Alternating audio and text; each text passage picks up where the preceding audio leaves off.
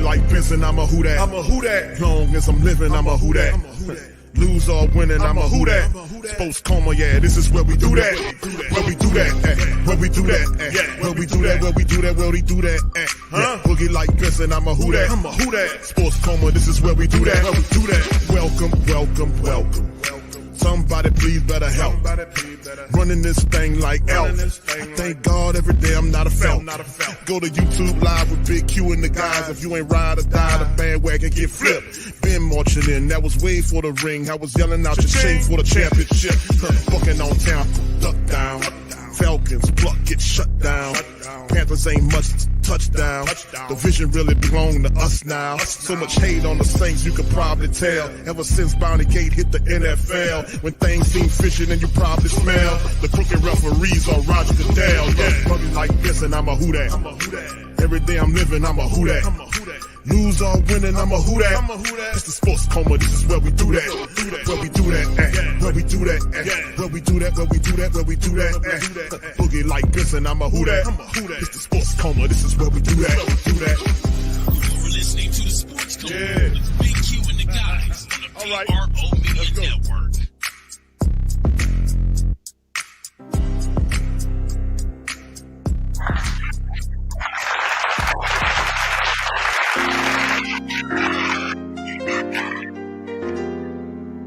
Yeah. All right, big ups to the fam, man. Appreciate y'all being in this live, man. What's poppin', man? Shout out to the mighty Who That Nation, man. Shout out to the mighty Who That Nation, man. We in this thing representing the Sports Coma.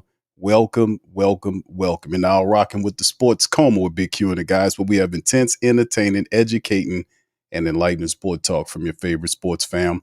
What's poppin', fam? How y'all doing on this afternoon? It was a long week for your boy, but guess what? We are here. We up in the building.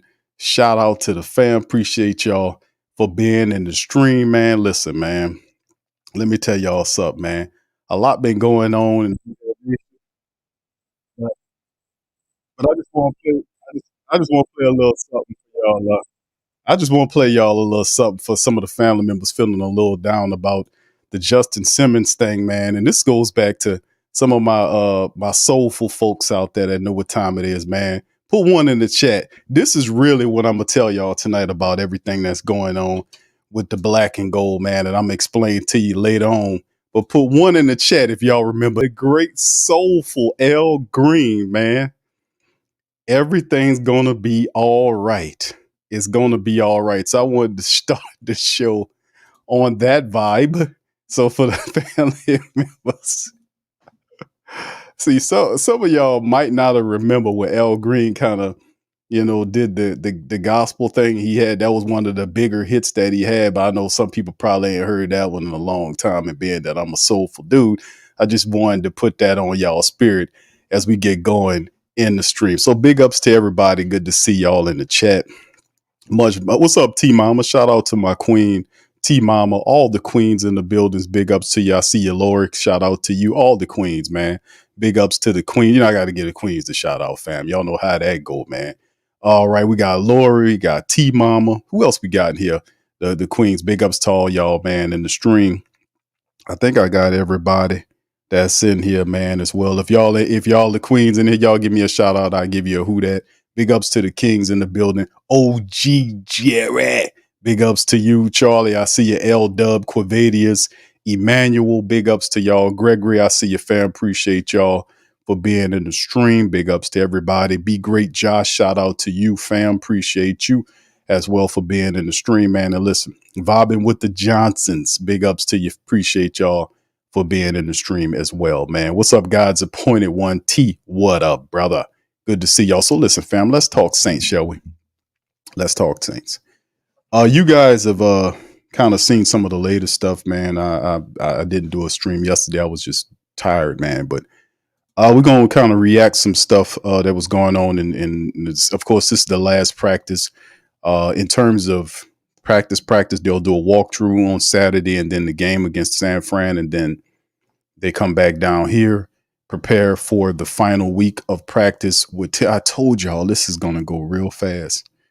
It's going to go real fast. So we had a couple of days before the final, the second game of the preseason. And then a week after that, we'll have the final preseason matchup, home matchup against the Tennessee Titans. And then ultimately it's a week between the first game after that, after the final preseason game is over with. Then we got a week wait and then the game. So it's going to be interesting, man. Shout out to you. What's up, Beverly? Shout out to you, Queen. Good to see you in the building. Big ups to Dr. Key. What's happening, my brother? Good to see you. Tuck, shout out to you as well. Appreciate y'all for being in the stream. All right, so let's get into this one, fam. Let's kind of get right on into this thing. As we talking about here, shout out to my brother John Hendricks and Kyle T. Mosley at the Saints News Network, always putting in work and the stream. So let's hit this when they talk about the showdowns and all of the stuff that happened in camp. And of course, we're going to cover that. Let's kind of talk about, let's hit this article first, and then we'll kind of go into some of the critical things about camp that we're looking at, that we need to do, and kind of go over with. What's up, Nicole? Shout out to you. Appreciate you being in the stream. Much love, fam. Appreciate you, Nicole. Maul, brother Maul is in this thing. Much love. Yeah, I told you these other people, fam, I kind of let everybody know these other people. It ain't no game, man. It ain't no game. All these other people are coming to win. It ain't no game. And just like I was telling a lot of the family members, like, hey, Q, I'm worried about this. I'm worried about that. I'm chilling. I'm so chill right now. I really am. Because like I told y'all, I said, this is the moment of truth. This is the moment of truth. And there's only two ways it's going to go. You're going to either succeed or you're not. This is the moment of truth. So the decisions that are made now going into the season will decide a lot of stuff. Now, of course, can the Saints get more proactive during the season? Because remember, that's the problems.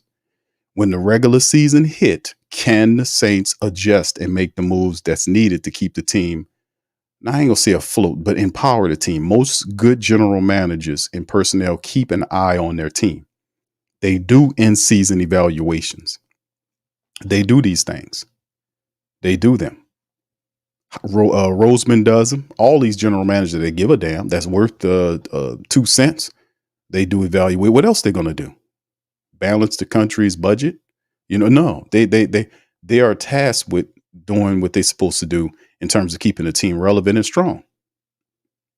That is a part of the matrix. So we'll see how it all goes. But I'm so chill. I really am, fam, on a lot of this. So we're going to do. What's up, brother Wallace? Shout out to you, fam. Good to see you. Snake bite. Big ups to you, fam. Like I said, man, don't be mad at the Atlanta Falcons people, because guess what? That's you. Don't forget who they are. The Atlanta Falcons were failing for years. It took a New Orleans man that was brung up in the building to take them and make them relevant. So we're like, man, the Falcons is doing. Yeah, they're doing that. They have good personnel. He came from here. So a lot of the philosophies that you're seeing exhibited by them are winning strategies. A lot of that didn't come based on them. They had to come to you to get somebody to help them win.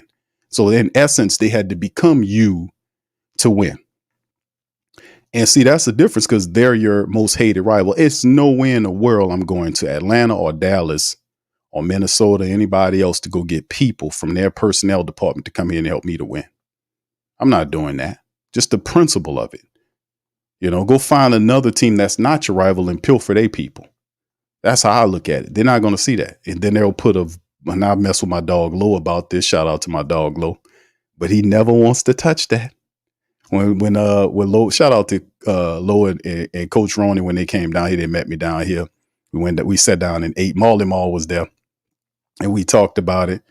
But they did not want to admit. They did not want to talk about the fact that New Orleans Saints brains and ingenuity are helping them become relevant again. That's you. That's why I say they're called the New Orleans East. That's what I call them. So, I mean, what they're doing is simply who you are. That's your brains operating and making them relevant. So any success that they gain from that point forward is due to you. In becoming you, they had to become you to win. Think about that one. Think about that shit for a while, because I know that would not have been the case for me. I would not have wanted to do that any kind of way. I would never go to my rivals and try to become them. So it's like, if you can't beat them, join them. But instead of beating them, joining them, they say, "Oh, we can't beat them. Just identity steal them. That's just ID steal. That's just not. That's not just take the principles and foundation. Let's just beat them. and just keep all this birdie stuff around us. That's, and then pretend that we are still who we are, even though we are becoming them. It's a rough psychological trip we going on right here, the Atlanta Falcon people. Boy, the most severest and ultimate form of imitation, flattery. I tell you, they don't want to face that. They can rather put in their minds that they're doing that because it's the right thing to do, as opposed to that guy there is a true Saints man, brought up in the building. And if Mickey had some sense, he would have been the guy that was the general manager. But Mickey Loomis is a glory hog and sitting up here as opposed. VP ain't good enough. He wants to be the general manager so he can soak up camera time. That's all it is. Too old for it, man. Anyway, listen, fam, let's get on into it, man. Let's hit this article right here. Shout out to y'all. Appreciate y'all being in the live, man. Let's get this one. Like I said, shout out to Kyle T. Mosley, John Hendricks, and the family, Bob Rose. Shout out to my brother Bob and them at the Saints News Network, always giving the brothers a shout out because they put that work in. Quarterback showdown inside Saints training camp, day 6.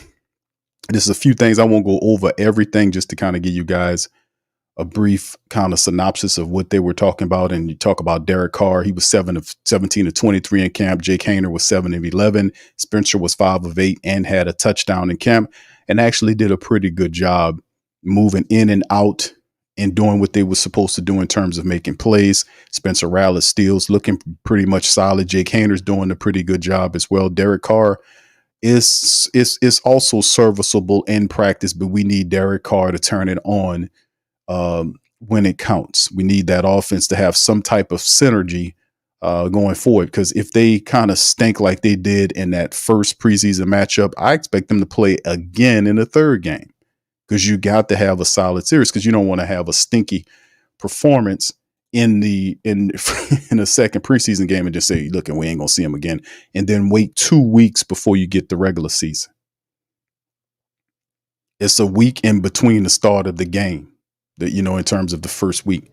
So if the Saints were, if they really wanted to put Carr in for a couple of series, in the third game, put him in for a series or so, because you won't see him again until, 2 weeks from now after that third preseason matchup. And I know they'll be going at it. The team will crystallize and get down to his 53-man roster. But in the end, these are most of the guys that will be going into camp with at the starters. We know who pretty much, in terms of who the skilled players are, the quarterback, all that kind of stuff. So anyway, like I said, man, and let's hit some of the developmental period. And he talks about Spencer Rattler took over the defense 38, which his first play was a Jordan Mims flip to the right side that went for a 21 game. The final play of practice was a 17-yard touchdown hookup to Kelvin Austin Jr. on the fade route. Like I said, he was one of the ones that did that. So the quarterbacks are doing what they're doing, and Spencer's doing what he's doing. Derek Carr has been serviceable in practice. We just need him to turn it up for that first team offense. It's another article. This is from Kyle T. Mosley. Saints training camp, critical warning signs that you can't ignore, baby. You can't look past them. You can't ignore these signs. The early camp challenges and setbacks have the Who Dat Nation on pins and needles. His own pins and needles. I said what Brother Kyle talking about in this one. Indications of significant issues are steadily emerging from the Saints training camp. The Daily Reports by John Hendricks. He says, adversary via injuries, camp battles, lack of cohesiveness won't prevent a team from thriving once they kick off the season on September 8th. However, who's injured and those key figures fighting for roles are problematic for the Saints. Quarterback question filled the forums and social media timelines, where the Saints supporters are worried and very concerned. Injuries to key players. The team has been dealing with a series of injuries, notably the first-round pick left tackle Tali Fuaga exited practice due early to back tightness, which is the same issue all-pro running back Elvin Kamara has been suffering from in camp.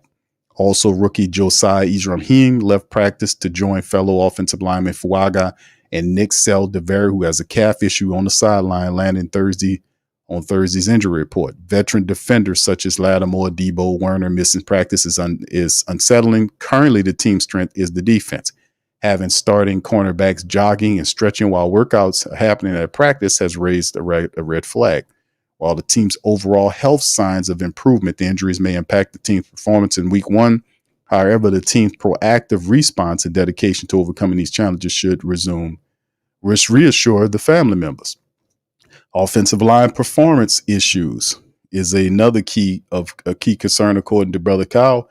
Considerable troubles exist for right tackle Trevor Penning. He has struggled at times against second and third string players, whether it's handling a bull rush, his hands placement, being penalized, or just trying to find his footing. Questions are reeking about him and the stability of the offensive line. At this stage, has the pressure of performing well become too much for Penning to handle?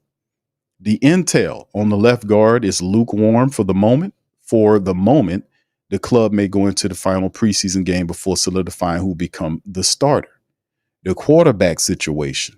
Now, before we jump into that, let's kind of talk about what Brother Kyle put out there, documented pretty masterfully on the offensive line issues. We're right. Right tackle situation with Penning has not looked good. Just to keep it 100, to keep it $115, which it hadn't looked good. It really hasn't. And the tape shows it. And like I said, it's one of those situations where they're not going to panic about it. The Saints, Dennis Allen, they're not going to panic about it. Why? Because the Saints still have a lot of time to get this stuff together.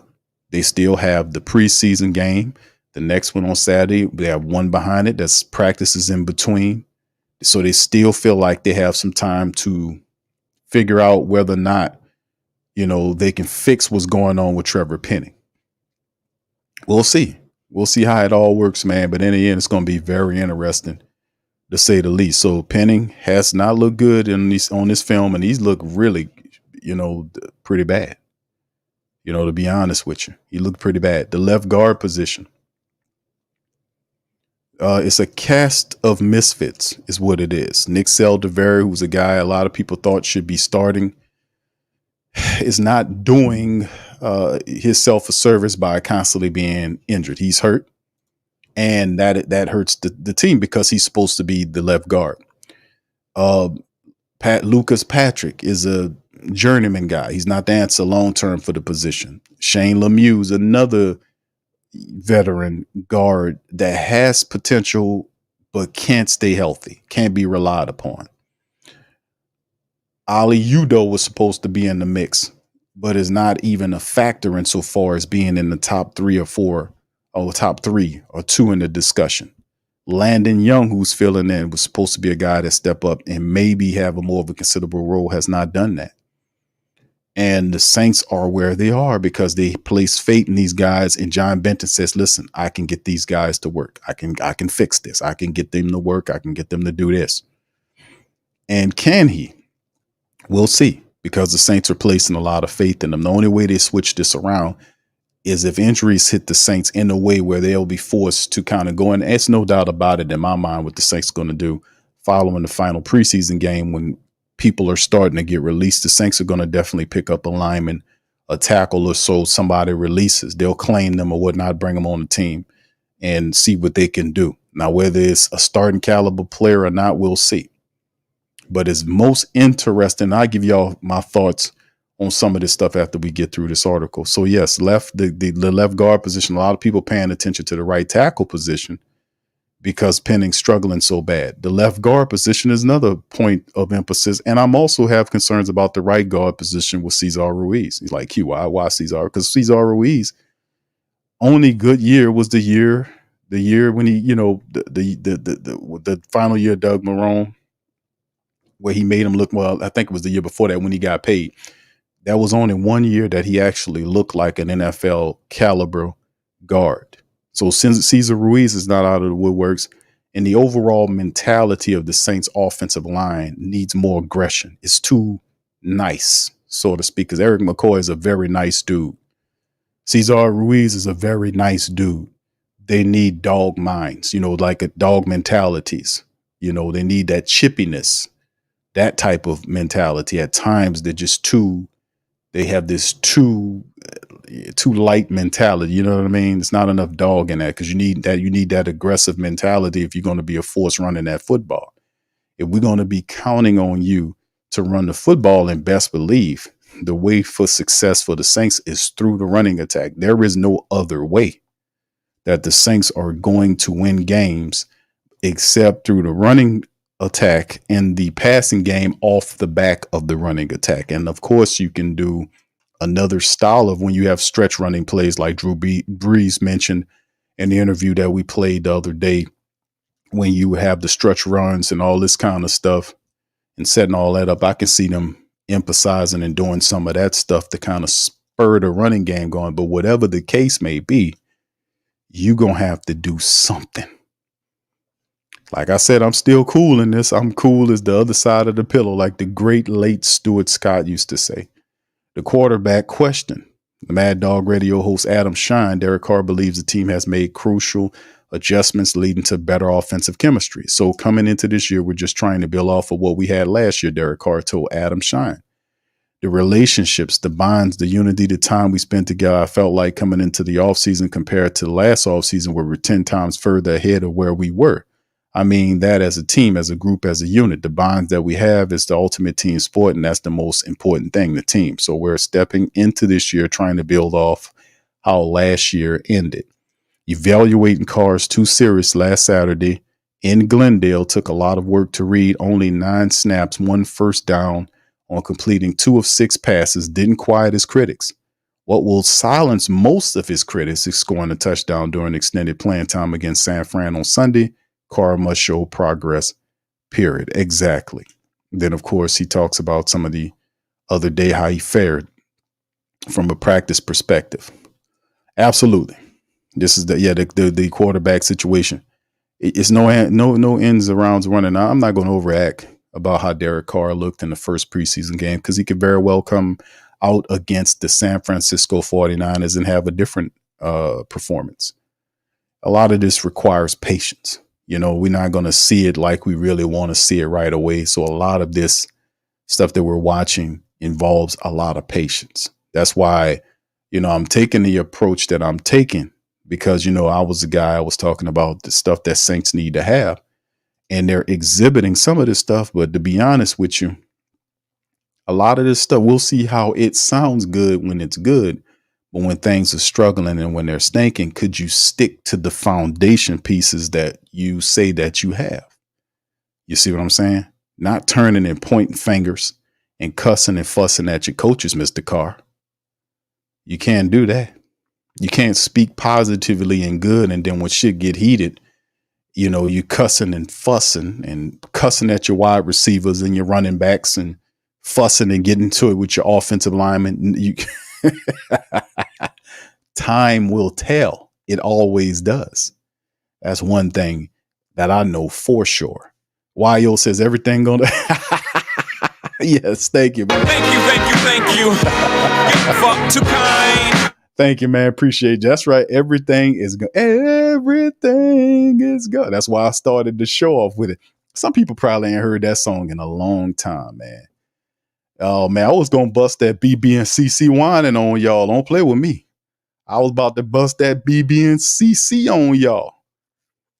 I was about to break out some of that Sounds of Blackness on your ass. Yeah. Oh, yeah. All right, so let's go back to losing out on Justin Simmons, a division rival signed a player the Saints had in their building first. It's football where negotiations break down time to time. Indeed, for this season, the pairing of Tyrann Mathieu with Justin Simmons would have been beneficial in New Orleans with 2 ball hawks in the secondary. Losing Simmons to the Falcons could be a disturbing message. Are players attracted to the Saints as they were in the past? If not, why? And what message does that send across the league is the great question that Brother Kyle is talking about. The Saints, right? Players talk. Perception is real. Recruiting talented free agents is one of the strategic moves at which Slick Mickey, I'll throw that in there. Oh, yeah, they talking about me now. Had excelled when Peyton was in the building. Why are the Saints losing out on top prospects? It's about selling the product with the dream of winning a Super Bowl. If free agents are sensing the Saints are incapable of hosting and playing in a Super Bowl, then New Orleans, we have a problem. So there you go. Let's stop and focus on that. And of course, this was something there. Everybody know that the Falcons ultimately did, did sign Justin Simmons. That happened yesterday. They also made a trade to pick up on what's his name? I forgot the man name. Judon, Matt Judon, who's actually pretty good. He has some injury issues, but there were two very solid acquisitions from a defensive standpoint. You get a guy that's healthy to help you out with the pass rush, and then you take the Justin Simmons, who was the top interception getting safety over the last several years, and then if you put him and Tyrann Mathieu together, then the Saints would probably be the best secondary in the NFL. So a lot of people are sore about the fact that the Saints did not go all out to bring in Justin Simmons. And it was, of course, a 2-year deal for $7 million. I think what it was. Let me see. What was the deal, fam? Y'all put it in the chat. Saints had the salary cap to sign Simmons. Atlanta got him for 1 year. It's a 1 year, $8 million deal with $7.5 million guaranteed, depending on where you look at under the. Okay, so there you go. It was a 1 year, $8 million deal. Yeah. So they got him on a 1 year deal there. Now, what's interesting about the whole situation when you talk about Justin Simmons, shout out to John Sigler at the Saints Wire. He did a real good article on this, by the way. Y'all need to check out Saints Wire, and also brother Kyle T. Mosley, his stuff over there at Saints Network. But the ultimate reality of this is quite simple. The Saints did indeed miss out on a potential pairing that could have made them a number one secondary in the game. But as it stands and healthy, the Saints have a top 5 secondary. Some would argue a top 3 secondary. And my standpoint and take on the Justin Simmons situation is just this. I think that if the Saints looking at Justin Simmons as a possible signing was, to me, a luxury move. And what I mean by luxury move, it pretty much what it means is it would have put the Saints as the best secondary in the game, as opposed to a top, I looked at him as healthy as a top 5, top 3 secondary. Simmons makes him a number 1 secondary in the business. That's a luxury. Without him, we're still top 5, top 3, in my opinion, with health. Now, this is the thing. And the reason why I say that, I'm not against them pressing to get Justin Simmons, but think about this. The Saints currently are facing a cap situation, right? The moves right now that I'm looking at with the Saints, they're not moving. The type of things they're doing is really boggling my mind. And I'm going to say it like this. Alvin Kamara, they're not operating in priority is what I'm saying, fam. You see, you know what I mean? They're not operating in priority mode. Like, if I got a certain amount of money, right? And we know Mickey Loomis didn't really respect the hell out of the cap for all those years. That's why we in this situation right now with the cap and phantom money and dead money and all this kind of crap, contracts we couldn't afford. It's pinning us down this year and into next year. The Saints need to focus on priority. Priority number 1 is getting Alvin Kamara locked up on a couple year extension.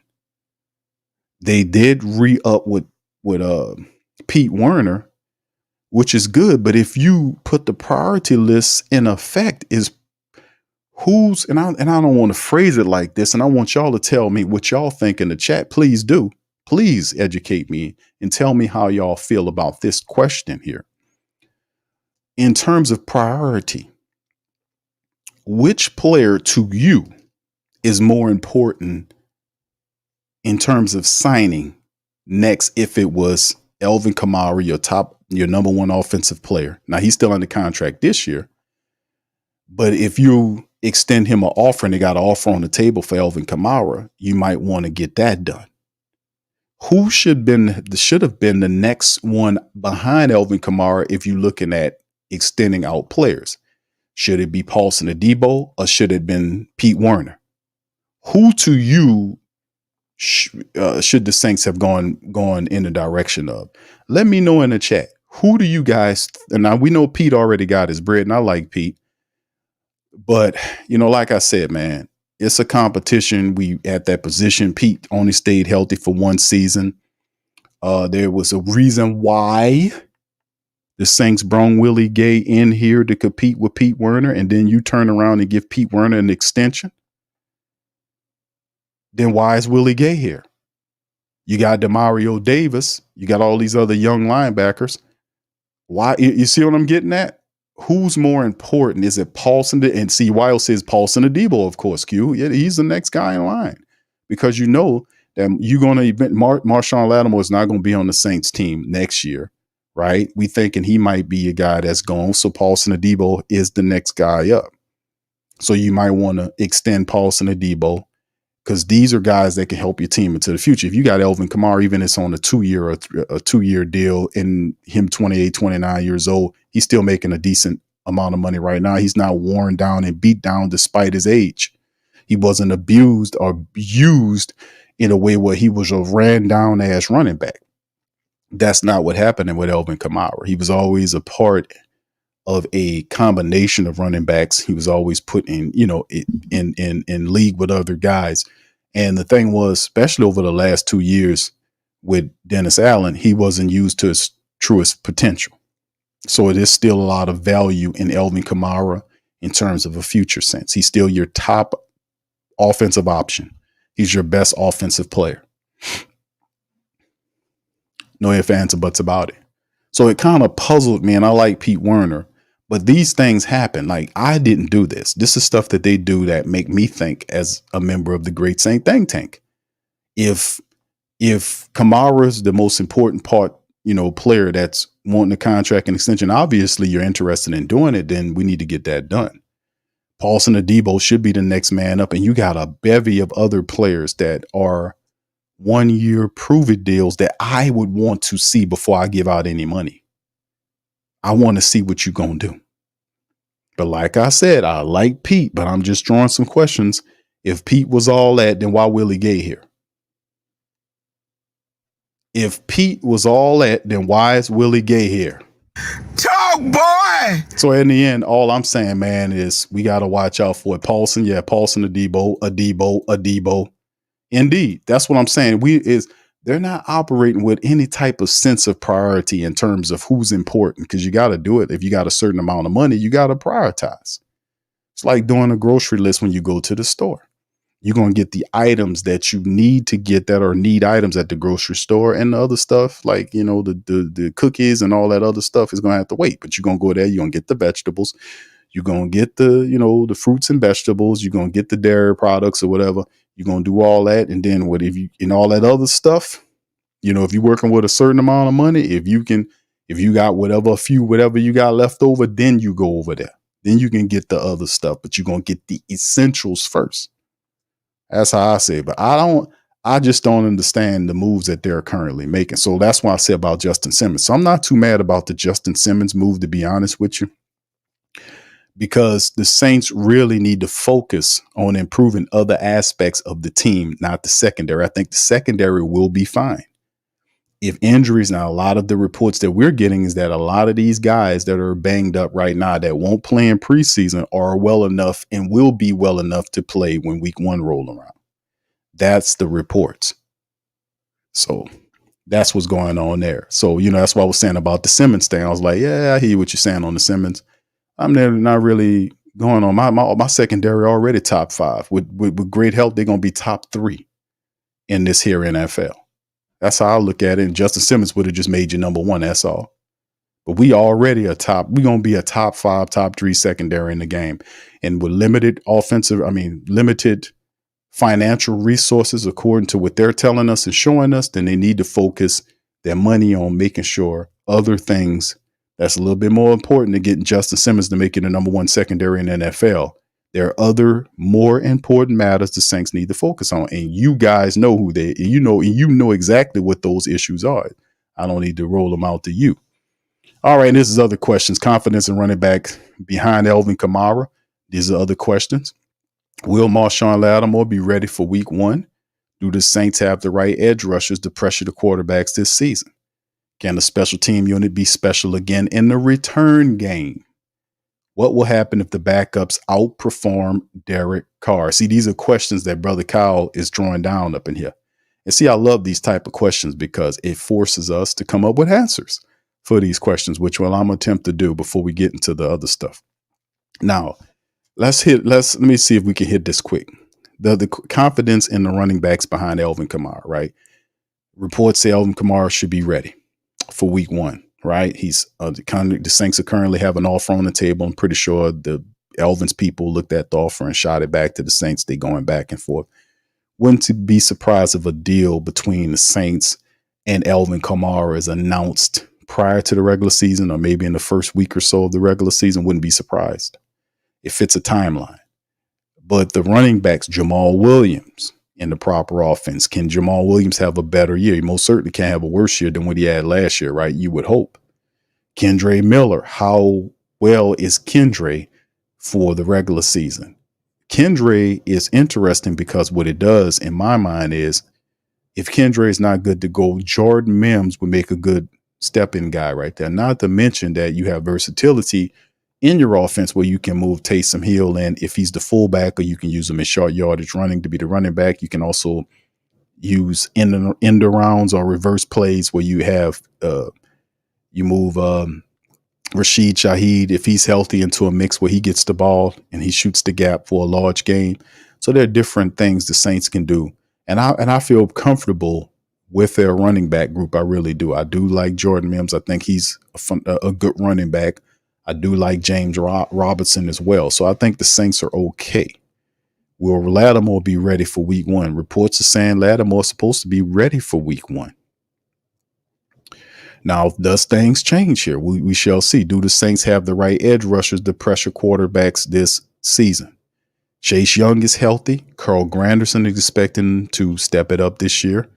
Cam Jordan is healthy. He's thinner. He has it on his mind, so that's the positive. And then guys like Peyton Turner and Isaiah Foskey, these are hungry guys, so you expect if they're rotated correctly, then you expect to see the Saints have success from the pass rushers.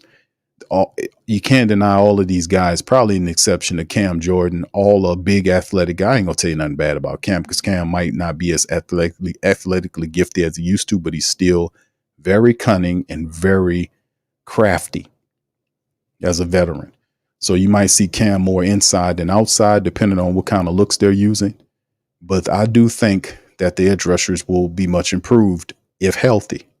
It changes a great deal if they are not healthy. It really does. If Chase Young or anybody, not saying that they would, but if injury impacts, maybe they absorb it a little bit better because they do have a good group of pass rushers that can help out in rotation. If you can keep them rotating, keep them fresh, you should be all right, right? Can the special teams unit be special again in the return game? That's a great question. Because who's the return man? Who's your return man? You get what I'm getting at? Who's your return man? Who is the person? That's yet to be determined. That's a big part of it. What will happen if the backups outperform Derek Carr? What would happen if the backups outperform Derek Carr? What will happen?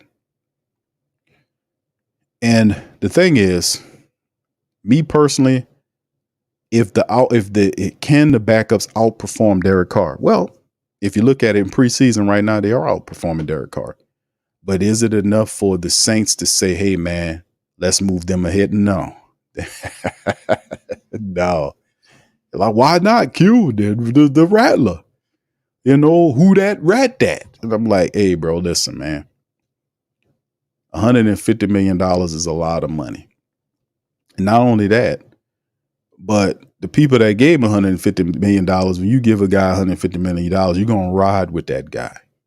If you know how disastrous that look for the Saints to give Derek Carr $150 million only for a 5th round draft pick out of the University of South Carolina to beat him out. And that's the thing. People want Spencer to beat out Derek Carr. Well, Spencer needs to beat out Jake Haener first to get the official second string job. And if injury impacts the starter, then you'll see Spencer Rattler. He'll have an opportunity to show on the field.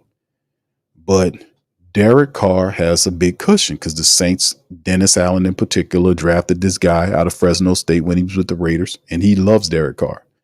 Gave him basically a blank check to be the quarterback of the Saints and will protect him to the highest hilt. Even when he's dead wrong, he'll protect him. So it would have to take the Saints failing miserably and Derek Carr being just visibly bad, play style, everything, for the Saints to turn to Spencer Rattler or whoever the second string quarterback is and say, okay, go up in there. At that point, you might want to realize that you might not be playing for a playoff situation if your $150 million quarterback is failed and you're going to a rookie or an inexperienced quarterback. In some people's minds, that might spell that Dennis Allen is headed to getting fired. It could spell that. So yeah, a lot of the rookie guys are looking, or our experienced quarterbacks, and Jake Haener and Spencer Rattler are looking better than Derek Carr in these practices. But then Derek Carr over the last a couple of days have actually been having pretty solid practices. But he has to put it together in a game. Like, he has to get the offense to go. And he is tasked with a lot. People don't understand. A lot of people keep asking the same things over and over again about why is there so much this, that, and the third on Derek Carr? Because Derek Carr comes to a team with playoff aspirations. He's getting a lot of money to perform right now. There is no patience for this stuff. You got to hit the ground and run, because the Saints are operating on a time window with a lot of its veteran players are going to be out of here in 2 years. We talking about Hall of Famers like Tyrann Mathieu, Cam Jordan, Demario Davis. These guys are out of here in 2 years. They're going to, this is it. So you either put it together right now or leave it or start all over again, which could very well, in terms of youth, drop you down something. Like, you see all these other teams going through youth movements. You see Carolina going through a youth movement. Tampa Bay didn't have to go. They found Baker and they were able to turn him into something. So they kind of kind of move past that situation. But can the Saints, man, keep this right the wrongs and move forward? We shall see, because we still got a lot of time between now and the start of the regular season. It's fastly moving. All right, so anyway, fam, let's move. Shout out to Brother Kyle, man. Great article, man. Let's move into our next news item, man. This is coming from the 49ers web zone. 49ers versus Saints, Brock Purdy and several starters likely to play. That's right, the 49ers are getting their guys ready for you. 49ers fans or family members should get a good look at quarterback Brock Purdy and several other starters in action during Sunday's exhibition game against the Saints. Most of the starters were held out of last weekend's preseason opener against the Titans, in which they lost. And this is what Shanahan told his people. I want to play a number of them, the starters, as he told the reporters after Friday practice. I won't say all of them, but I'd like to get a lot of them in there for at least a little bit. Shanahan mentioned wanting to get through the last 3 practices before finalizing the plan for the starters. However, he avoided sharing too many details, as he had not yet discussed the plan with his players. You guys will see the ones, most likely, Shanahan added.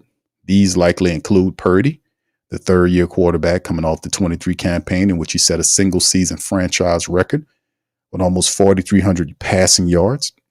I mean, right now, I plan on Brock going, but that could change. But most likely, that's what he said. When asked what does he hope to gain from playing on Sunday, Purdy said, for me, just to be able to get into a rhythm. Obviously, going into the game, studying and preparing, it's like any other game. So getting in that kind of mindset, warming up, then getting out there and getting good looks or clean looks. He says, how can I be efficient with my feet and in rhythm and hitting guys and getting completions? So just feeling the game environment's a little bit different from practice. Several starters, including running back Christian McCaffrey, who has a calf issue, offensive lineman Spencer Buford, who has a hand, won't suit up against the Saints due to injuries. Buford's absence has given rookie Dominic Pooney an opportunity to earn a starting spot for week 1. The 49ers have one more preseason game after this weekend, and they travel to Las Vegas to play the Raiders on Friday, August the 23rd. After that, the real work begins as the Niners prepare for its regular season primetime opener against Aaron Rodgers and the Jets. So that's some of the stuff you heard from what they were saying about getting ready for the black and gold and the 49ers to kind of tip off according to Shanahan. And it'll be interesting to say the least because they want to take on the Saints, man. We need to, see, they want to see their guys getting a rhythm too. And I would love to see that 49ers offense against the Saints defense and the Saints offense against the 49ers defense, being that this is one of the situations that we've seen happen before where we're borrowing a lot of the concepts of what the 49ers, Kyle Shanahan, QB mindset is supposed to be. And obviously, they're not going to show too much. A lot of these schemes are very vanilla. They don't want to kind of expose too much of their hand, but, it is what it is. All right, so let's move into some of the fan. Let's look at this, fam. Let me show y'all the depth chart of what the team looks like currently. All right, shout out to the fam. Thank you, bro, for the super chat. Burchard's Prime. Is this Brother Prime? CT, okay, yeah, there. Okay, this is Brother Prime, Ash Prime. He says, fam, Carr, Allen, Loomis ruined the team. He going 6-11. Thank you for the super chat, bro. Thank you. You're far too kind. Thank you, bro. Appreciate you, man. All right, yeah, I'm going to get to y'all question. Thank you, Brother Prime. All right, so this is the 49ers situation. You can see right here. This is possibly, you won't see Christian McCaffrey. He talked about Brock Purdy.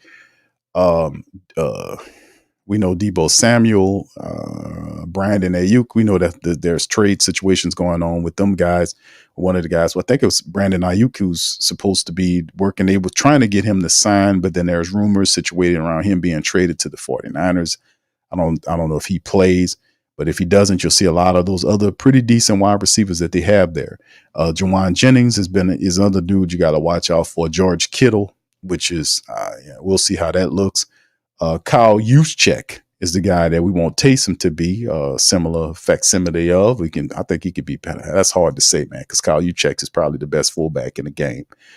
But looking at the offensive line, you got Moore. Banks is questionable, might get the backup there. We'll see some of these other second and third stringers as we move forward. So we already talked about, you got Brindle at center and Buford, who's questionable, and then the right tackle, Colton McKivitz.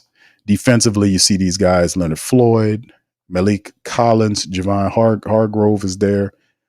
Nick Bosa is another interesting dude. Greenlaw and Fred Warner have issues, so we might not see him. Devondre Campbell, the former 49er, Curtis Robinson, those guys might see some times. Flanagan Fowles, who's the other linebacker, then his secondary Ward, Green, and Lenore. You see the other safeties hurt, so you might see Odom in there and Brown at the safety positions. Jake Moody, Mitch Wiskanowski is the punter situation. So a lot of these guys we're not very familiar with. A lot of these guys trying to make the team is similar to what the Saints got going on. But like I said, it'll still be a good game to watch out for the black and gold, because we'll be able to see our players and rank our players against theirs and see what happened. And you never know. They might put a guy in the street that we might be actually looking at. They might put a player in the street that, we're scouting from the Niners, and we might be able to pick him up because we like what he did in this particular game. It happens all the time.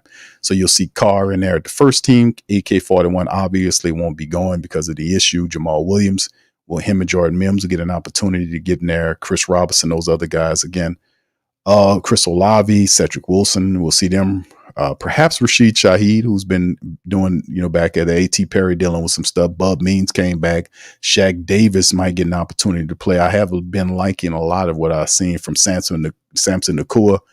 Mason Tipton still dealing with a few things. Juwan Johnson probably is not going to play. Taysom Hill, Foster Monroe, Dalen Hawker is going to get some opportunities. Adam Prentice is the only fullback left because the Saints released Xander Horvath.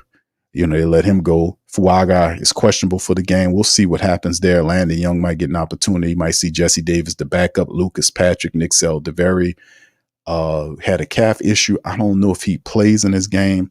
Shane Lemieux, McCoy, Sincere Hainsworth, Cesar Ruiz, Kyle Hergel, Tremaine Atram Jr., and then, of course, you see Pennon on the opposite side. Pennon might get extended reps. He needs to have extended reps out there. Ali Udo, Josiah Israhim, and Mark Evans II, who came back. Saints signed him back there. They got him listed as tackle, even though a lot of people thought he was going to be a guard. So they got a lot of stuff going on for the Saints second offensive line. That's very interesting, man. If you say the least about the Saints, you look at their backups, offensive linemen, a lot of question marks there, man. And of course, our defense, man. They're showing Carl Granderson. It's going to be obviously you see Chase Young, Carl Granderson, Cam as a third guy there. Shepard and Saunders, Brian Bursey should be good. Christian Boyd would love to keep seeing what he can do strong, creating pressure. Jack Heflin is another dude that needs to keep improving. Then you see the backups, Peyton Turner and Isaiah Foskey. Nico Lalos made some plays there.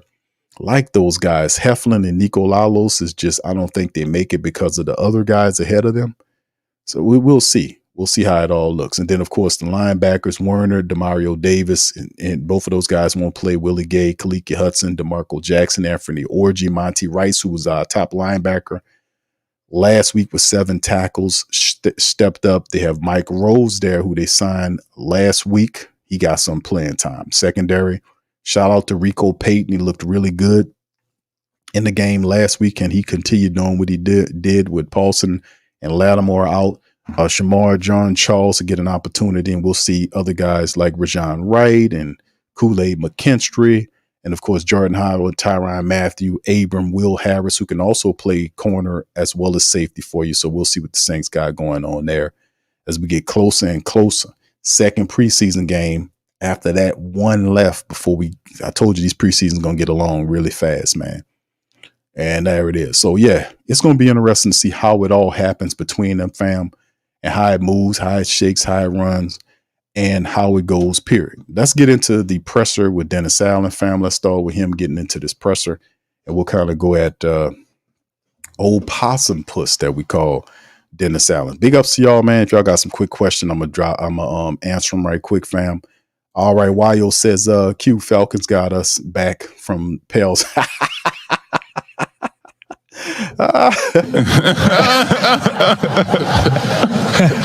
Oh, that's how I go for sticking that pistol on him, huh? And robbing him for DeJounte Murray. That's what it was. Okay, there it is. All right, okay. I know one good turn deserves another, right? All right, what's up? Oh, 985 live in the building. What's happening, brother? He says, who that Q? Question is y'all homeowners super high this year? He said, I have ASI. Okay. And I'm shopping because they done lost all their money. Yeah, that's a big game that's being ran down here, man. Dude, don't get me started on these insurance situations, man. I think the answer to it all, fam, is that people, good, honest people that got a strong moral compass needs to start running for office. And I know a lot of these same people have jobs and careers, and then it's really kind of a sacrifice to leave your job or your career to run for office, but you can no longer make these excuses. I'm not talking about you, 985, but I'm saying people in general. If you want it done right, you're going to have to do it yourself. You know, we're going to have to take a lot of these positions. We're going to have to go and run for office in our areas. And we're going to have to hold office, and you got to have a strong moral compass, because it ain't one corrupt politician. See, the way bureaucracies are, these political mafias, as I call them, operate. They operate with a hive mind. You might have one or two of them that is actually about the business of the people, but the great majority of them are not. And to be honest with you, they're very uncomfortable with honest people around them. In order to be in some of these cliques, they have to be as dirty as the people there. That's why they won't have dirt on you. So good, honest people will have to run against corrupt people who's lost their way. You have to balance the scales. You can't have other people to do it for you. We got to do it ourselves. That's the only way you're going to get them prices down, bro.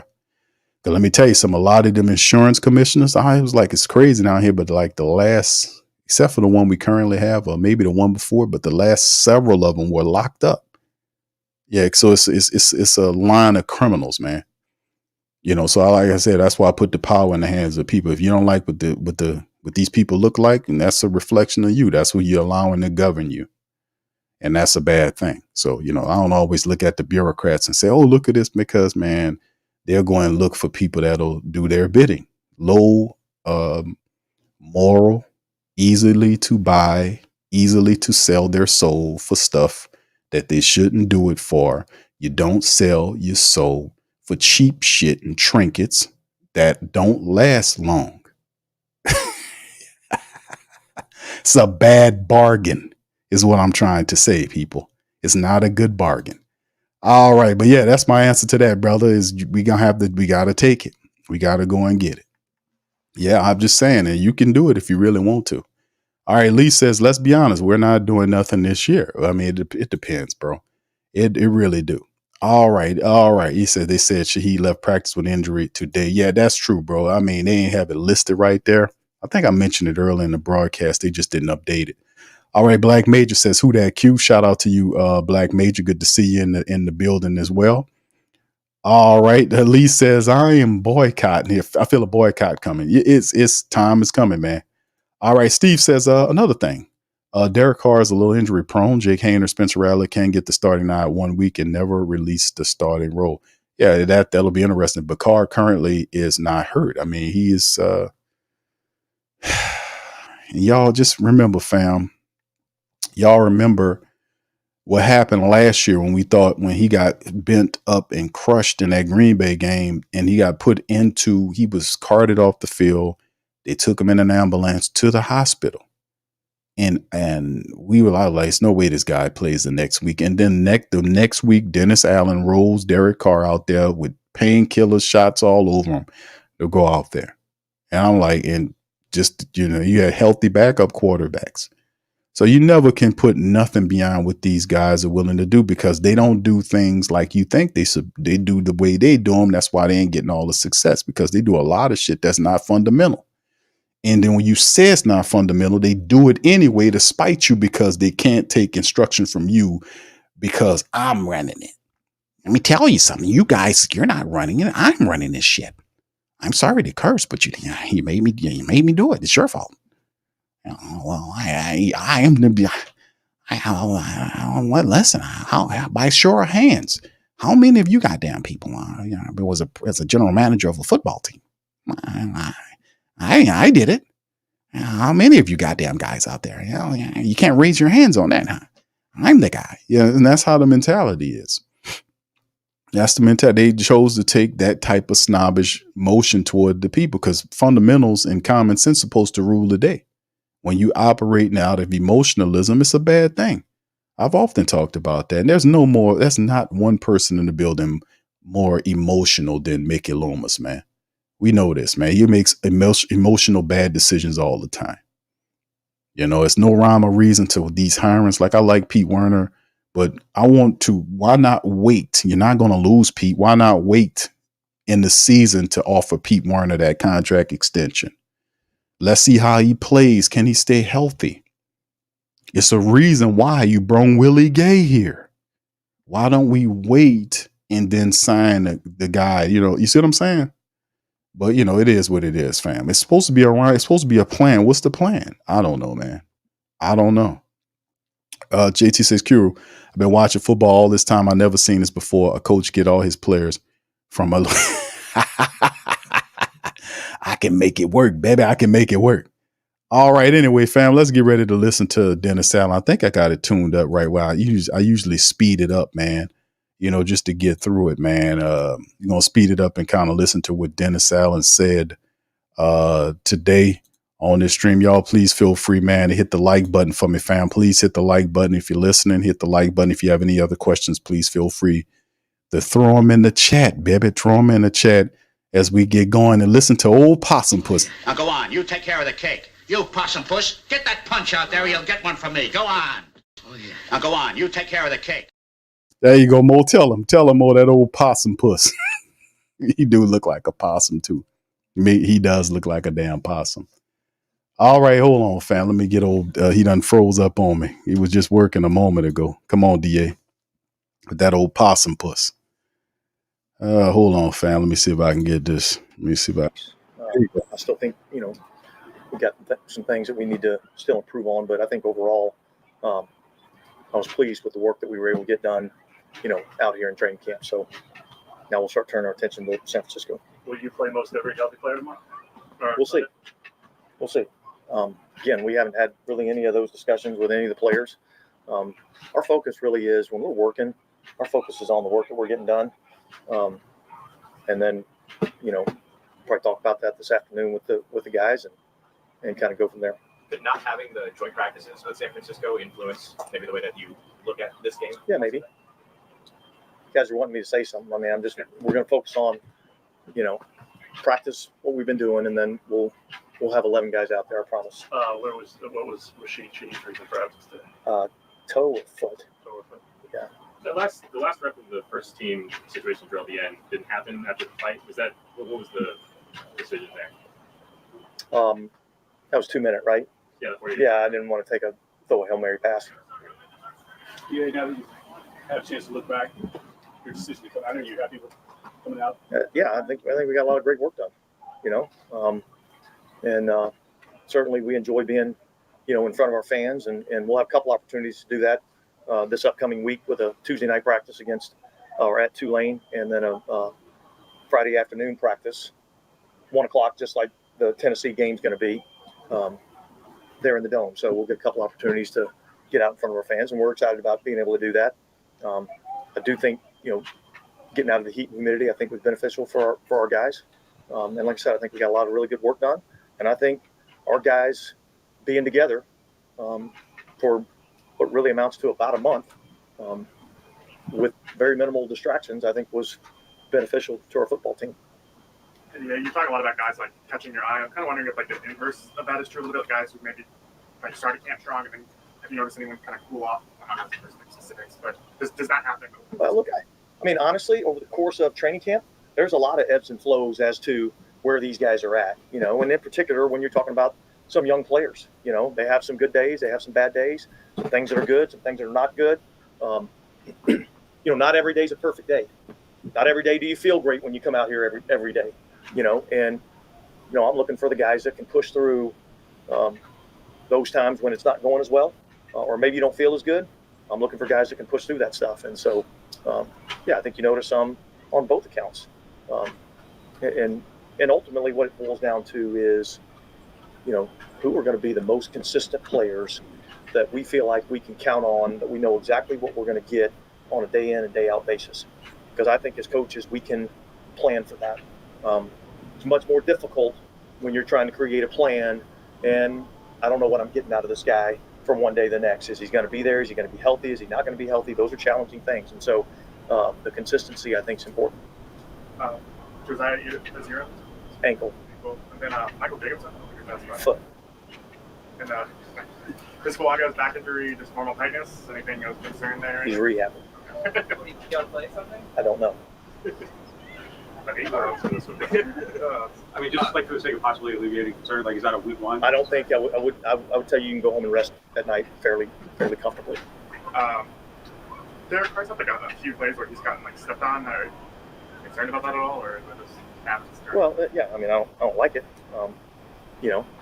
But as a head coach, you look at a couple things. I mean, hey, we're talking about staying off the quarterback, doing all those things, and yet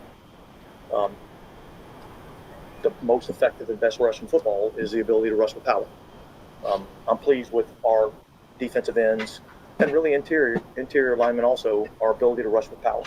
That's where it all starts.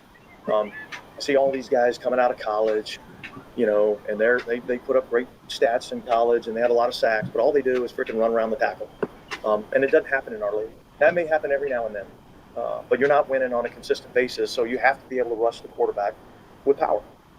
And that's why we've always liked the bigger, longer defensive ends instead of the smaller, guys, because at some point to get from point A to point B, I'm going to have to go through that wall, right? And it just stands to reason that the bigger, stronger guys are going to be able to do that a lot easier. All right. Thanks, guys.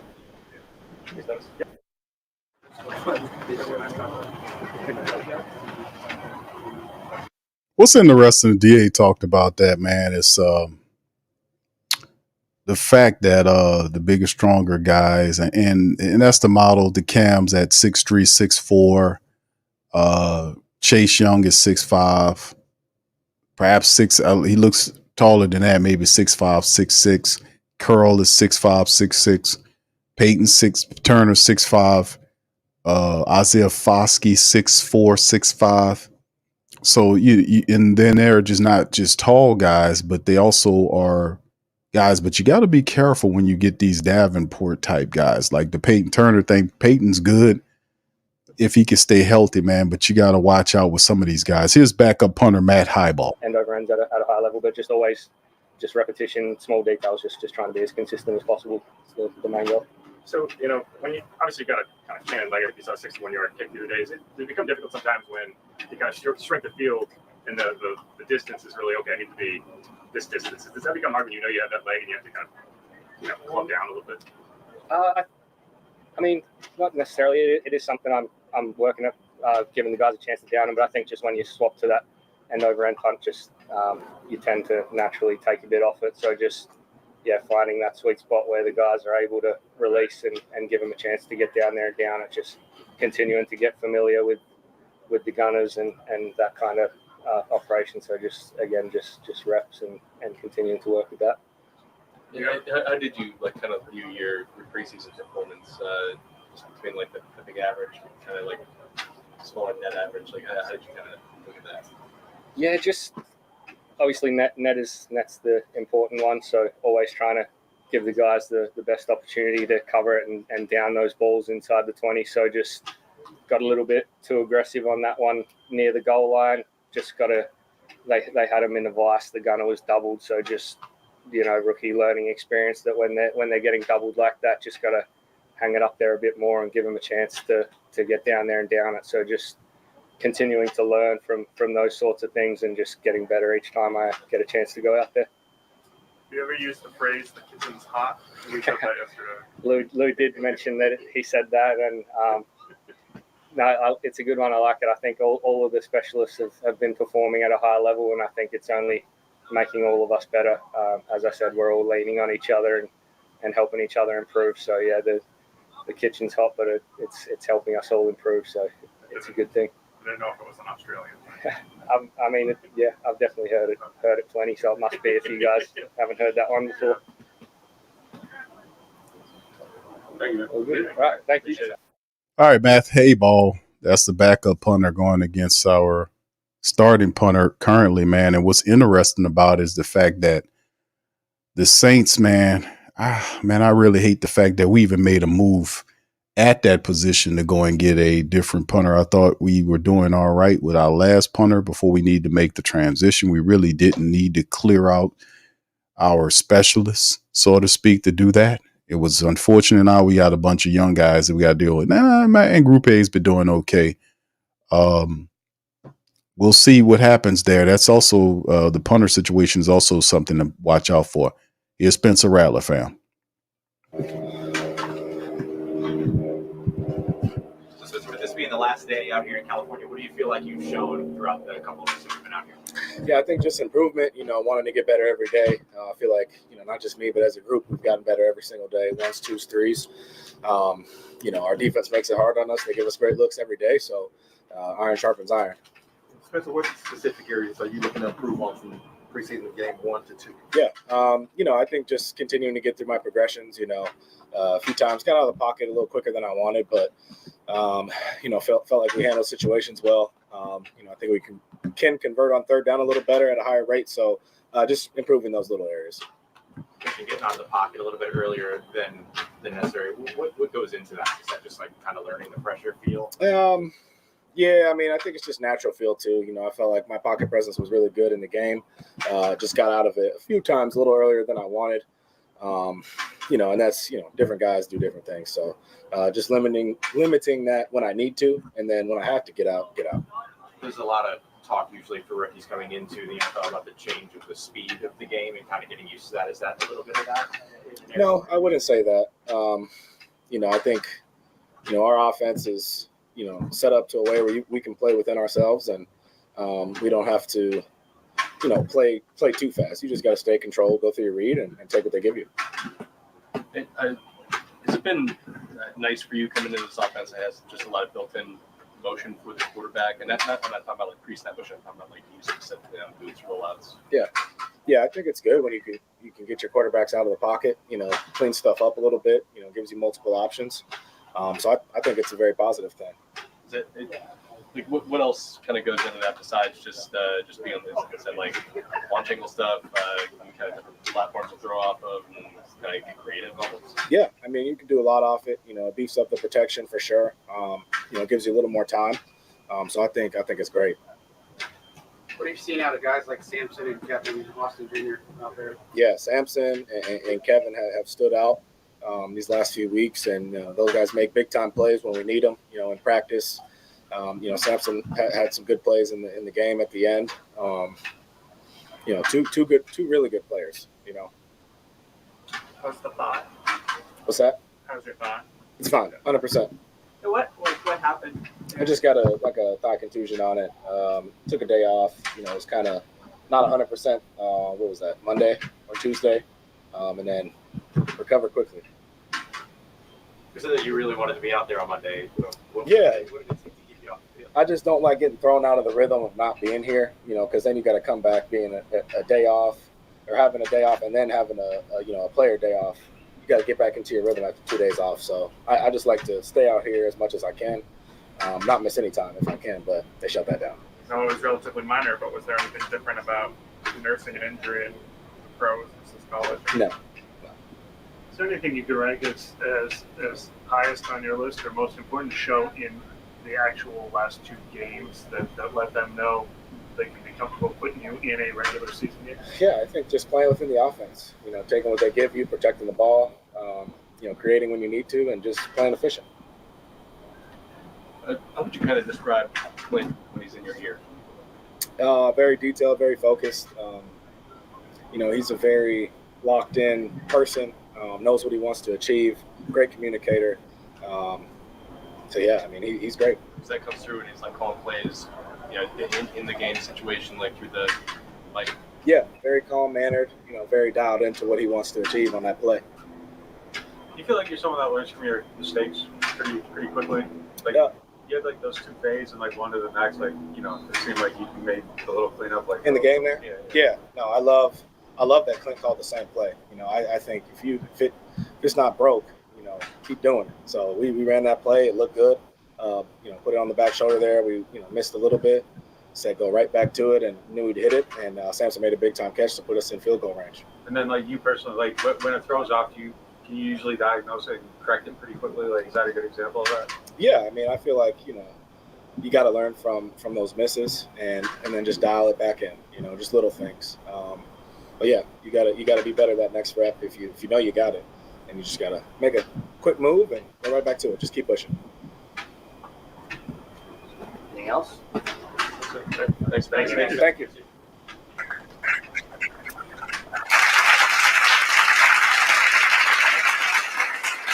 All right. Shout out to Spencer Rattler, man, and the rest of the Saints. High ball came in there. Dennis Allen had to speed him up to get him out of there. Protect Safes. Shout out to you. Appreciate you. I think that's Brother Brent. Appreciate the super chat. Thank you. You're fuck too kind. Happy Friday. Who that? Shout out. Yeah, Brother Brent. There you go. Shout out to you, Brother Brent. Thank you, man, for the super chat. Big ups to the family members. If y'all had an opportunity, please feel free to smash the like button, hit the subscribe button, and please feel free to share the show on your social media feed. If you're listening via X, please retweet us. Give us a retweet. It's free. If you got any questions, family, please feel free to throw them in the chat. Tomorrow, I got a couple of streams that I'm going to be doing. The Pelican Post Game Report PPR in the morning. We'll be doing that tomorrow morning on the Pelican Post Game Report channel.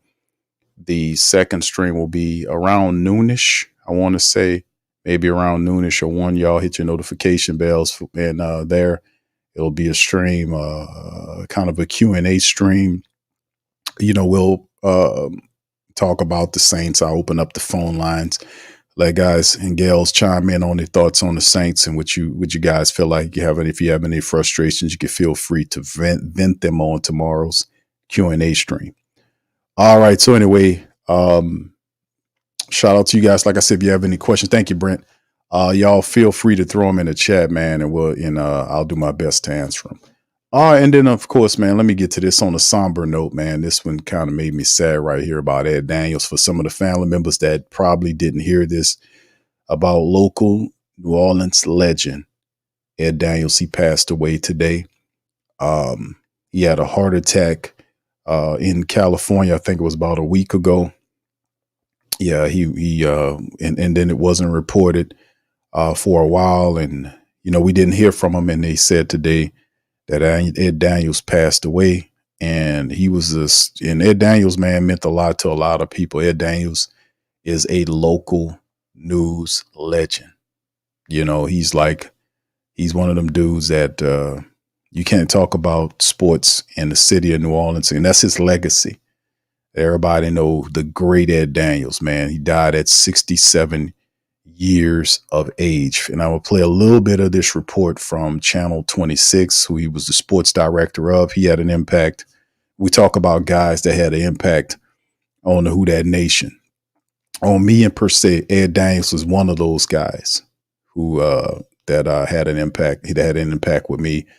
Buddy Delaberto, and many other greats who made it a point of emphasis to tell it like it is and to give the scoop regardless if it was popular or not. So Ed Daniels was one of those guys, tremendous guy. A lot of the old newscasters from back in the day, from family members that used to watch the Saints, there are still quite a few of those guys that then transitioned. They got a couple of guys that's still respectable. Let me play this for y'all, man. This is from the report. Then we'll get into some of your questions and answering. So y'all, please feel free to throw it in the chat. Y'all put one in the chat if y'all can hear this. Here we go. And I'm Susan Rojan. We are beginning tonight with news about one of our own. Our longtime WGNO sports director, Ed Daniels, has passed away. 3 weeks ago, you may know, Ed suffered a major heart attack in California. He passed away today back home here. This is a difficult time for us, Ed's family, and the entire community as we remember a man who meant so much to all of us. If you'd asked Ed Daniels, what's the secret to a happy life? Is it focusing on your career, your family, your faith? Ed would have surely said all of the above. And that's how he lived. As a native son of the New Orleans area, Ed appreciated what life here brought him. He graduated from Archbishop Rummel and then Loyola University. He was the most senior member of WGNO News, serving as our sports director since 1992. That was before the station became an ABC affiliate. And it was during those years as an independent station that Ed created a program that became one of the greats in New Orleans sports journalism, Friday Night Football. For 32 years, Ed used the program to focus on what he thought was most important about sports, the local teams, players, coaches, and their accomplishments. He was so proud of the high school baseball and basketball tournaments he organized, and he loved reporting on the pros, too. Not only could his questions be tough, so could his editorials. Ed was in that club of sports fan who watched games at both two-lane stadiums, the original and the new. He knew firsthand what it was like for New Orleans to watch the Superdome rise to initially revitalize Poydras Street and then help a city rise from its knees after Hurricane Katrina. In fact, after the storm, Ed helped lead the WGNO News team through some of our most difficult days. We worked months without a newsroom due to the storm, and Ed was by everyone's side covering the news stories in the early days of the recovery. He also loved Carnival, and Mardi Gras morning, Ed was a regular along the Metairie route. The Saturday before, he relished his rides with the crew of Endymion. Besides journalism, the other love of Ed's life was his wife Robin and his children and grandchildren. He adored them.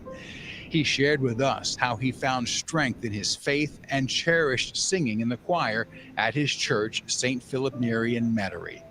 As serious as he could be, Ed also loved to joke and laugh. In the newsroom, if you told Ed a good joke, he might walk by your desk and chuckle for days, repeating the punchline. Ed, one of the legends in broadcasting here. New Orleans has lost a legend. Ed Daniels was the most important and impactful person who ever walked through the doors to work at WGNO. Those of us who are fortunate enough to know him will do all we can to measure up and continue. And we will tell the new faces who arrive here in the future how they missed working with one of the greats and how much we miss working with Ed. Ed Daniels, man. Shout out to Ed Daniels, man. Rest in power to Ed, man.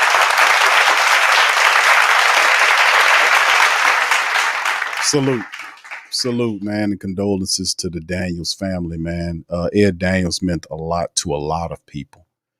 And like I said, the Friday night lights, I remember that, the football games, all of that, man. You know, that was one of the things that, you know, you wanted to be as a young player. When I played in high school, you wanted to be on Friday night lights, baby. And Ed Daniels and Coach JT, they were there for many moons. And he also, like I said, Ed Daniels is a local sports legend, man. He was a natural at it. That's what he was born here to do, man. And shout out to Ed, man, and Ed Daniels and his family, man. 67 years of age, man. What a legacy. What a legacy he left behind. All right, so let's pivot from that. Shout out to their family. My condolences to those, man. It's a great man, Ed Daniels. All right, so fam, anyway, big ups to you guys. Thank you for being here, man. If you have any questions, please feel free to chime in the chat and let me know what you guys have to say. Yeah. Oh, yeah. Yeah. Big time. Big time Ed Daniels, man. That's Buddy Delaberto and all these type of guys, man. They were tell it like it is guys, especially and it was unpopular, you know, to stand up and tell it like it is. You know, it's easy to go on the line and not push, but every now and again you'll get the guy that don't want to follow the line. You know, the guy that a lot of times the other guys they want to stay in line and do what most of them doing. You don't have the guy that want to step out and just tell the truth and keep it real, regardless of whatever the topic is. You know, they don't really care about how you would take it because it was the truth. And they're going to tell you the truth, whether you like it or not. That's what Ed Daniels was like. That's what like Buddy D and so many others, man, that go back in the day, that set up a lineage of people or who that's commentators that would tell the truth and shame the devil, man, for real. All right, man. It's just great. It's just great. All right. So let's see. Big ups to the fam. Jack says, reading his mind. He says, how do you feel you did, Spencer? I think I smoked Derek Carr. That's the thing, man. A lot of people, and see, and I got to appreciate the competition between Hayner and Rattler in these preseason games, because if we did not have that, then what would the energy be with the Saints going into the season if you didn't have that Spencer energy that, in the young QBs thing? And a lot of it is Spencer Rattler, because a lot of people look at Jake Hayner, they like Jake Hayner, but they see something special in Spencer Rattler. They see it. They're like, this guy is the future. And I agree, he is the future. Is the future happening this year? No, I think the guy on the screen has something to say about it. $150 million and the head coach of the team currently. Not to mention Mickey Loomis, who backs the head coach of the team, might have something to say about that right away. All right. But yeah, the energy that these young quarterbacks are bringing is making these preseason games all the more fun to watch, as opposed to most of the times you'd be like, we just looking to look, because it's football. But it's also keeping that really exciting energy about the future prospects of the Saints team beyond this, perhaps this year and beyond this year. So it's a very cool thing to see, because if you didn't have that energy, it'll be a lot of other stuff that'll be going on. So I'm cool with that energy. I like that energy. That's cool with me. All right. So anyway, let's see any questions, fam, before I dirk on up out of here. I don't see anything. All right. So Rose says, Big Q, be patient. Like, yeah, indeed. I did not play that. Yeah, that was yesterday. Yeah, man. I bust that. That be patient, man. That's definitely something that we as a people have to be patient with it. Because listen, fam, understand this. I don't want anybody to be feeling a certain type of way. Just understand that whatever the Saints is going through right now, it's a part of the development of the team, where you've seen 3 years of defunct non-playoff football. This is the 4th year, Dennis Allen's final year. Now, even though they're not saying it, we're saying that if you don't get them in the playoffs, that's on you. So whatever moves that the Saints make or not make will be telling. Now, if they believe that they have the correct talent here on the team and they just need to iron out a few wrinkles to make it work, okay, so be it. I can get on. Okay, cool. But in the end, remember that you are responsible for the decisions that you make. So, and like I said, I'm cool as the other side of the pillow. I'm just going to wait and see how these things work out, how Dennis Allen picks his 53-man roster, how the team adjusts to, success or the opposite. How do they adjust to it? Does Derek Carr, all of this word salad that he says, when bullets start flying and things start happening that's wrong, will Derek Carr become unglued and start bitching and complaining at his wide receivers that they doing this, that, and the third? Is he going to cuss out his coaches? No, he ain't be cussing out no Clint Kubiak. I don't think Clint going to play that with you. He did that to Mickey. He did that to Pete the Mouse Carmichael, but ain't no cussing at no Clint or Andrew Janoko. That's not going to fly. So we need to see, you have to have a calmer heads need to prevail.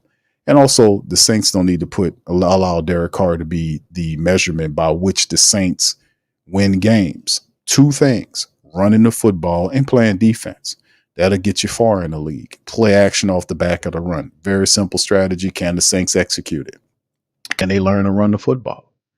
And that's the model, because in the end, this is what the Who Dat Nation mentality is this.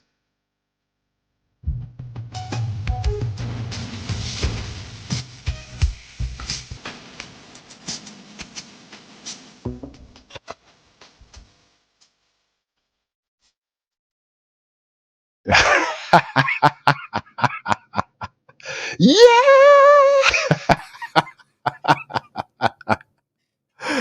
Oh man, that boy held that. Yeah. That's how we gonna be feeling like if we finally get to the playoffs and win the game. We're gonna be like, yeah. Oh man. Yeah, OG be getting in the spirit of it, man. It slipped too. Yeah.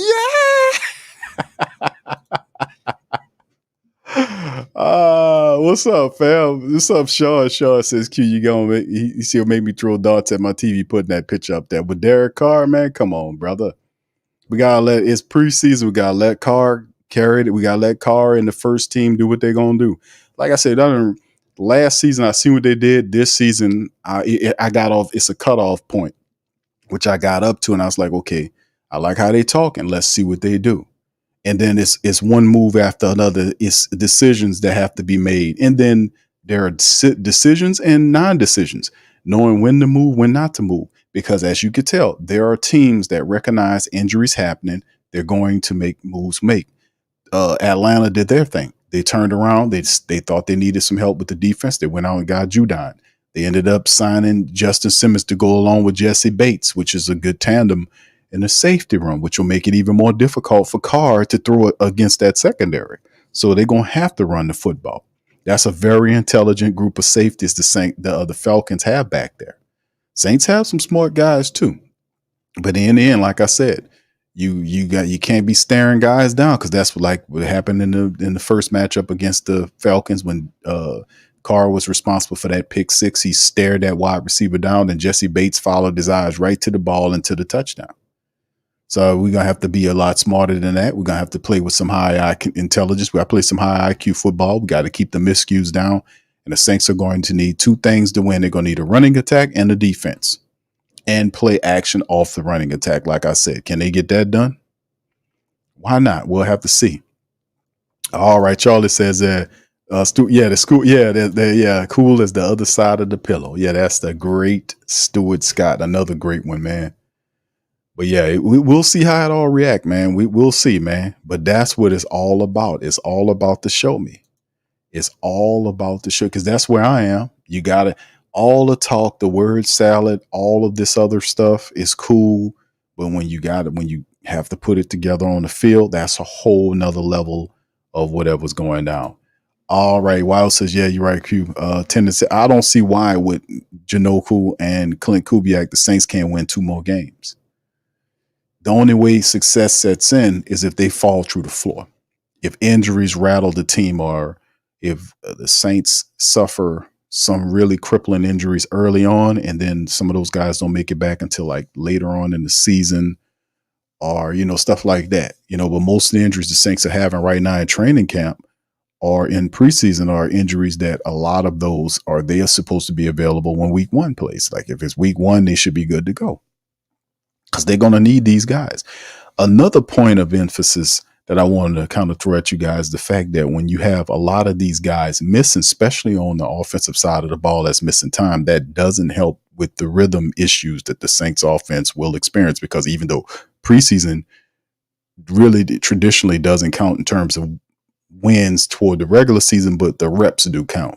Like when these first team people, when the first team offenses together, whatever, they're using these game reps to build some type of synergy, some type of harmony in terms of the players, on the field at the same time. So if they're not there, they'll have to eventually get that or develop that chemistry in the regular season. So they try to do it a little ahead, so they'll have some of it, together. But man, when the regular season hit, I don't expect them to be super together. But at the same time, you open it up against Carolina. A lot of people think you could beat Carolina. But like I said, man, I'm not looking past anybody. Every game this year is on a week-to-week basis with me, because you're installing a new offense. We got to learn how to run the ball. Guys got to have to step up and play. Like I said, I will have to wait and see, because they still waiting for him. But I do think that once the preseason's over with, I think the Saints probably going to pick up a player or two. I don't know about a starter, but certain teams know where they got issues at. They immediately either go and trade for a player, or, free agency right now, they got a few guys out there you can bring in, but as long as you wait. Now, they did bring Lucas Patrick in and Shane Lemieux and all these type of guys, but we would consider them as backups. Now, Lucas Patrick is considered a starting option. That's not a starter, man. No disrespect to Lucas Patrick, but that dude,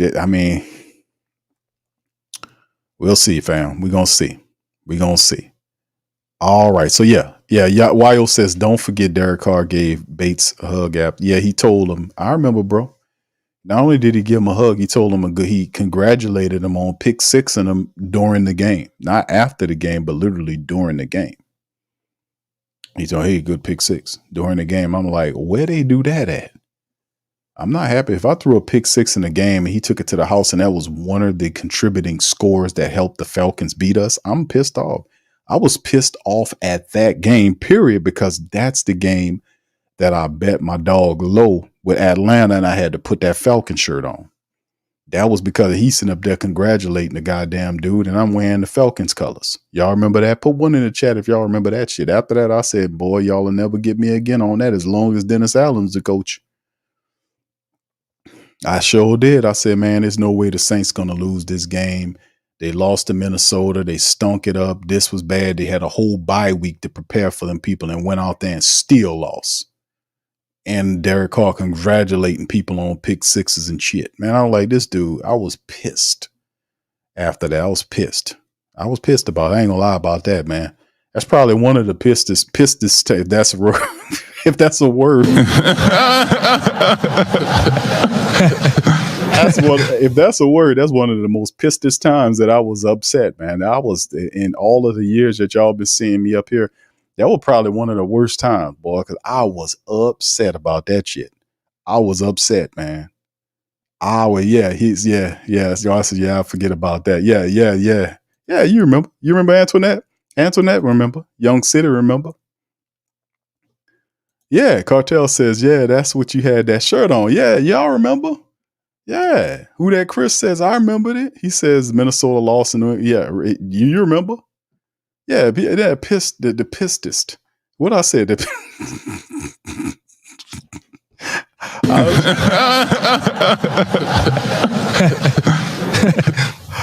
Yeah, that was one of the most pissedest times there. Yeah, that's a new word I just created. Y'all feel free to use that at your leisure. One of the most pissedest times that I was upset. I was upset. Boy, I was upset. And I remember my son, my youngest son, he's like, Dad, cause he says, Dad, what you gonna do with that shirt? I said, I'm gonna throw it in the trash. I put that damn shirt in the trash, man. I wouldn't even.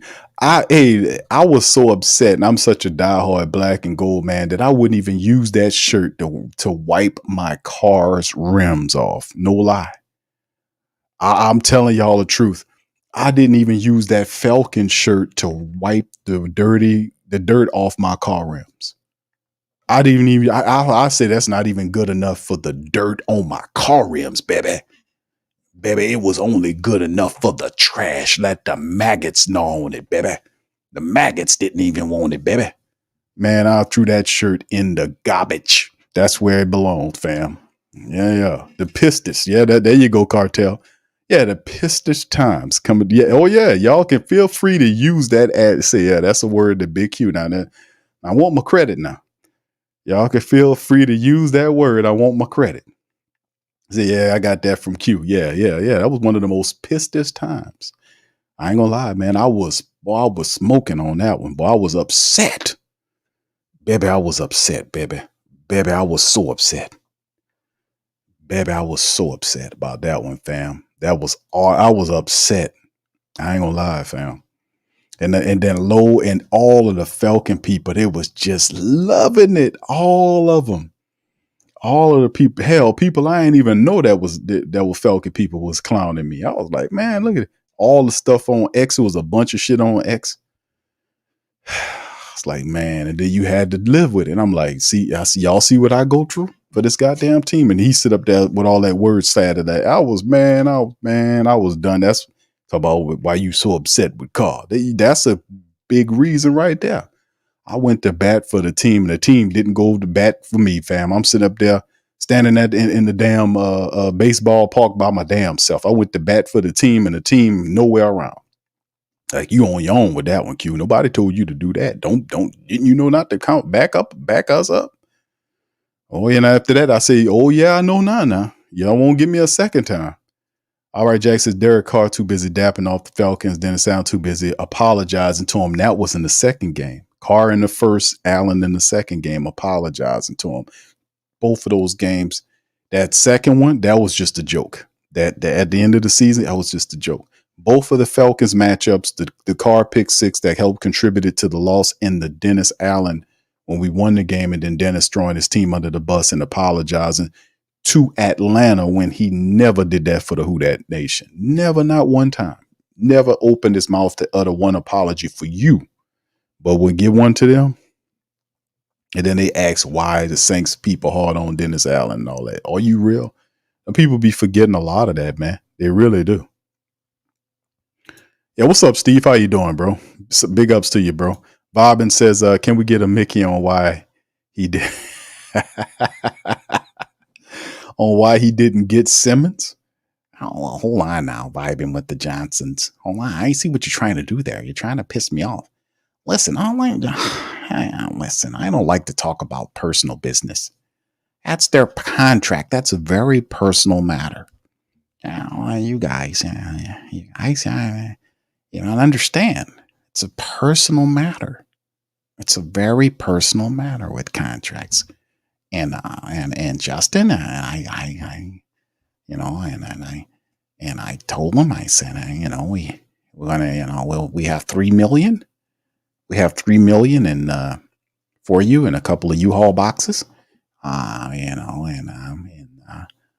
listen, I just finished off half this clam chowder. We can give you some of this clam chowder.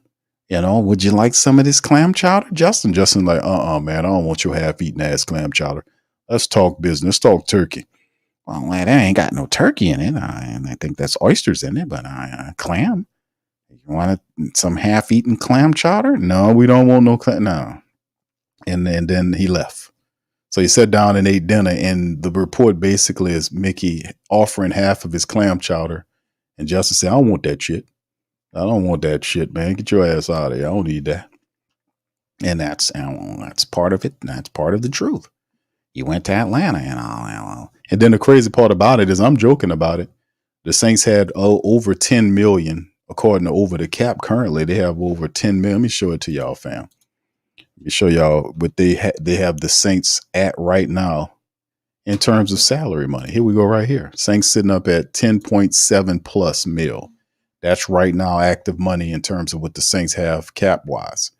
Atlanta at the time, when I checked Atlanta, they had like 3.3 mil that they was working on that they had. And in the end, when Justin left out of it, when the Saints let him out of the building, I was thinking to myself, I was like, what's interesting about this? And here it is right here, because they had 3.3 C. He reworked, Terry Fontenot reworked the deal because they had it. Because remember I did the show? They had 3.3 million. He reworked some contracts, made some stuff pop and shake, and then freed up almost $8 million in cap to be able to make the move to bring in these guys. But if you look at what they're doing, you can respect what they got going on, because they had to rework some stuff because they took on Matt Judon, who they got 6.5 million on his book. Let me see if they have, let me see if I see his contract up here. I see Jesse Bates. Where's Simmons at? I don't know if they added Simmons to it yet.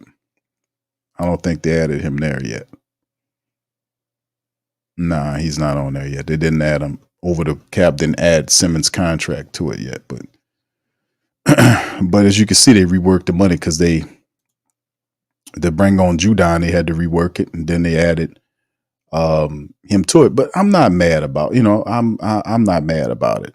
Like I said, fam, I'm not mad about it. What's happening now is supposed to happen. This is what's supposed to happen right now. I'm not the least bit upset about this at all, to be honest with you, because the black and gold, the Saints feel like they got the right team to go into it. And that's how they're doing. They're going to go through their process and they're going to work it out. These are decisions that, like I said, by a head coach. Dennis Allen's making these decisions. Right now, these decisions are incomplete, meaning that there's not enough time that passed yet to decide on whether these are good decisions or not. You guys are looking at it and says, hey, we could use a guy like Justin Simmons in our secondary. And you're right, we could use him. But right now, our secondary is a pretty good secondary right now. Simmons would have made us a number one ranked secondary, no doubt about it. Right now, I would say our secondary, when healthy, is a top 3, top 5 secondary. I think we could be one of the best in the game. But I do think that from a priority on offensive, a monetary component perspective, I think the Saints are what's the word I'm searching? I think the Saints, from a money priority standpoint, is kind of weird, and that's just me. If I had a limited amount of money, like they're saying the 10.7 million, as you see on the screen, we ain't like we got $20 million or $22 million at this point, or $15 million, or 16, whatever. I still say it's a priority to how or who you're signing. Like if you look at the secondary, at the offense, you would say to yourself, damn, the guard position, we might have to invest a little bit more money to perhaps find somebody else. If these guards are not the options, or if Penning struggles, I might have to go and see if I can find a quality veteran tackle who can start a few games if I need him to, who can step in and handle some business. You see what I'm saying? That might not be cheap. But I also have a contract on the table for Alvin Kamara. We know the first year of the contract going to be like 1.4 million, and then it'll be a contract that is an escalating contract. This is what he does. That's what Pete Werner's contract is. It's a suit. This is the blueprint on how a lot of Mickey Loomis contracts are done. Like I showed y'all this the other day when we seen the contract details for Pete Werner. Let me see, where is Pete Werner's contract at? Where the hell is it? I just seen it. Yeah, well, Pete Werner's deal is like 1.4 million or whatever the case may be, with the first year at 1.4. Then it's an escalating contract where it goes to, I think, 4, then 6, then a little higher at 6 again. So it's just one of them situations like where if you're going to sign guys, it's supposed to be a certain priority in which you are signing guys. That's what I'm thinking, and then you do that as opposed to you just, let me just get this guy signed. Okay, well, he's good. Let me sign him. Or you want a contract too, buddy? Come on, man. We're going to make it work. We're going to make it pop. And here's Pete Werner's deal right here. Like I said, the first deal, look at that, $1.4 million. It not much impact on the current year. Then kick the can, 4.2, 6.2, 6.5 into 2027 and voided years on 28, 29, 30. Still doing the same stuff he said he wasn't going to do at the start of the year. Then I look bad holding him to it. And I remember our mind said, hey, man, didn't you say you wasn't going to do this shit? You told me you wasn't going to do this. But then when I show you doing it, I'm the bad guy. I thought you said you was going to work it to the black. What part of philosophy is that? And besides, like I said, I like Pete Werner. I just wanted, maybe we should have waited. He had one healthy year and you brought Willie Gay in here to challenge him, which means that his position is not that safe. And then before the season starts, we give him an extension and we supposed to be with short on money and we supposed to be working on Alvin Kamara's deal.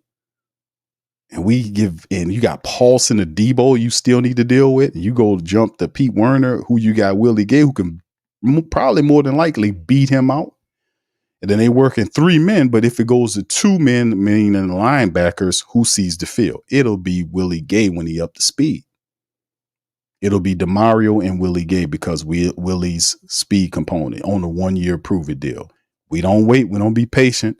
Before the season started, we just give Pete the money. It was supposed to be a competition between the two to see who earned it. If anything, we could have waited a little bit on it. We still got him under contract for the year, right? Makes sense? You get what I'm saying? Does this make sense? Y'all let me know in the chat. Are y'all agreeing with what I'm saying here? Is that we could have waited on this deal for Pete Werner. Not like I said, I like Pete, but it's a reason why Willie Gay's here. We could have waited to see what could have happened on this between Willie Gay and Pete Werner into the season before we say, hey, you know what? Let's go ahead and cut this money loose on. Check. I'm just saying, bro, it just, to me, it just doesn't seem like a priority because it should be Alvin Kamara, Paulson and Debo, and then you work down from there. And to me, Pete Werner is below a Chase Young or even a Willie Gay who's supposed to be here to replace his ass. So, I mean, like I said, I don't know what these people are doing, to be honest with you. I'm only using common sense. And a lot of times that don't make common sense to me when some of these moves to me don't make much sense. I'm just saying I didn't sign Willie Gay, fam, but we know why Willie Gay is here. Willie Gay is here to challenge Pete Werner. Why not let it play out a little bit into the season before you start issuing out contracts or extensions? Maybe we should see if Pete can stay healthy for a little. We only did it for 1 year. Pete been here for what, 4 years now? He had 1 healthy year. Give him the extension. Why? Let's hold on and see what's going on here before we do that. Let's just hold on. But whatever. And I'm not doing it. I got future vision. I can see. I got slick Mickey vision. I tell you one thing. I can do whatever the hell I want to do. I'm the man. I'm the manager. I'm the manager. I'm the VP. That's general manager. I'm the general. Well, I get a lumpet. Who that nation? I'm the man. I'm the general man. I'm the man. That's how they operate, bro. Crazy as hell. All right. Po Boy says, after Alvin Kamara, who you got at running back if he goes down, especially with the O-line? Saints or Walking Dead done. Good night, Po Boy. I mean, they got guys, bro. But like I said, the system, it's hard to replace. Like, that's like what happened with the 49ers. Like, if Christian McCaffrey goes down, he's a featured back. These are featured backs. You know what I'm saying? These are guys that defensive coordinators stay up at night trying to game plan for, to stop. Like, we got to stop him. And then after that, we got to stop him. Usually when they say that, they start with Alvin Kamara because he is a mismatch nightmare. He's an MMN, a mismatch nightmare. So is Taysom Hill. So is Chris Olave. We got at least 3 or 4 mismatch nightmares on the team, offensively speaking, that any defense will have issues with stopping. There ain't too many Christian McCaffrey or Elvin Kamaras in this here league. These are special players that can run and catch with equal ability, equally well, very well, excellently well. So if they're hurt, yeah, it impacts your offense big time because it's hard to replace guys like that because they're very rare. So, I agree with you, man. If injuries, and they're saying Elvin should be all right for the season, but the Saints also have to figure out a way to get him involved. All right, YO says, Q, what's worse, Derek giving a hug or Dennis Allen apologies? I think they're equally bad, bro, because I would say the first one you said, the Derek Carr hugging on Bates for pick six in them, because I was upset. I was upset about that, man. I was just laughing at Dennis Allen in the second one, the preseason game at the end of the day when he was apologizing to the Falcons and all that kind of stuff. And I understand the philosophy is, well, you're not supposed to run the play out of the goal line and all that kind of stuff. But fam, what I was saying was I was like, fam, why did it, if you're not supposed to run the play out of the goal line, then when you did it, why didn't the referees throw a flag on it? Because it's not an illegal play. And if you're the defense, you're supposed to be ready for something like that. Or they get in the goal line, let's just believe them in whatever. Nah, you're supposed to be prepared just in case it is a sneak play or something to that degree. That's a rule between them. That's not nothing that the referees honor. It's not an illegal play. They just don't like it because, and I don't know why. It's all fair in football, man. If it's not an illegal flaggable play, then you can do it. Do it to your advantage. I'm pretty sure since the Saints do it, watch how other teams start doing it too. Watch, it's gonna be something that somebody that got caught up doing it this year. Watch. All right, it's all right. Big up to you. Big J says, definition of Pistons. Yeah, you go, Jay. He said, Derek Carr made me so mad. I wasn't pissed off. I was.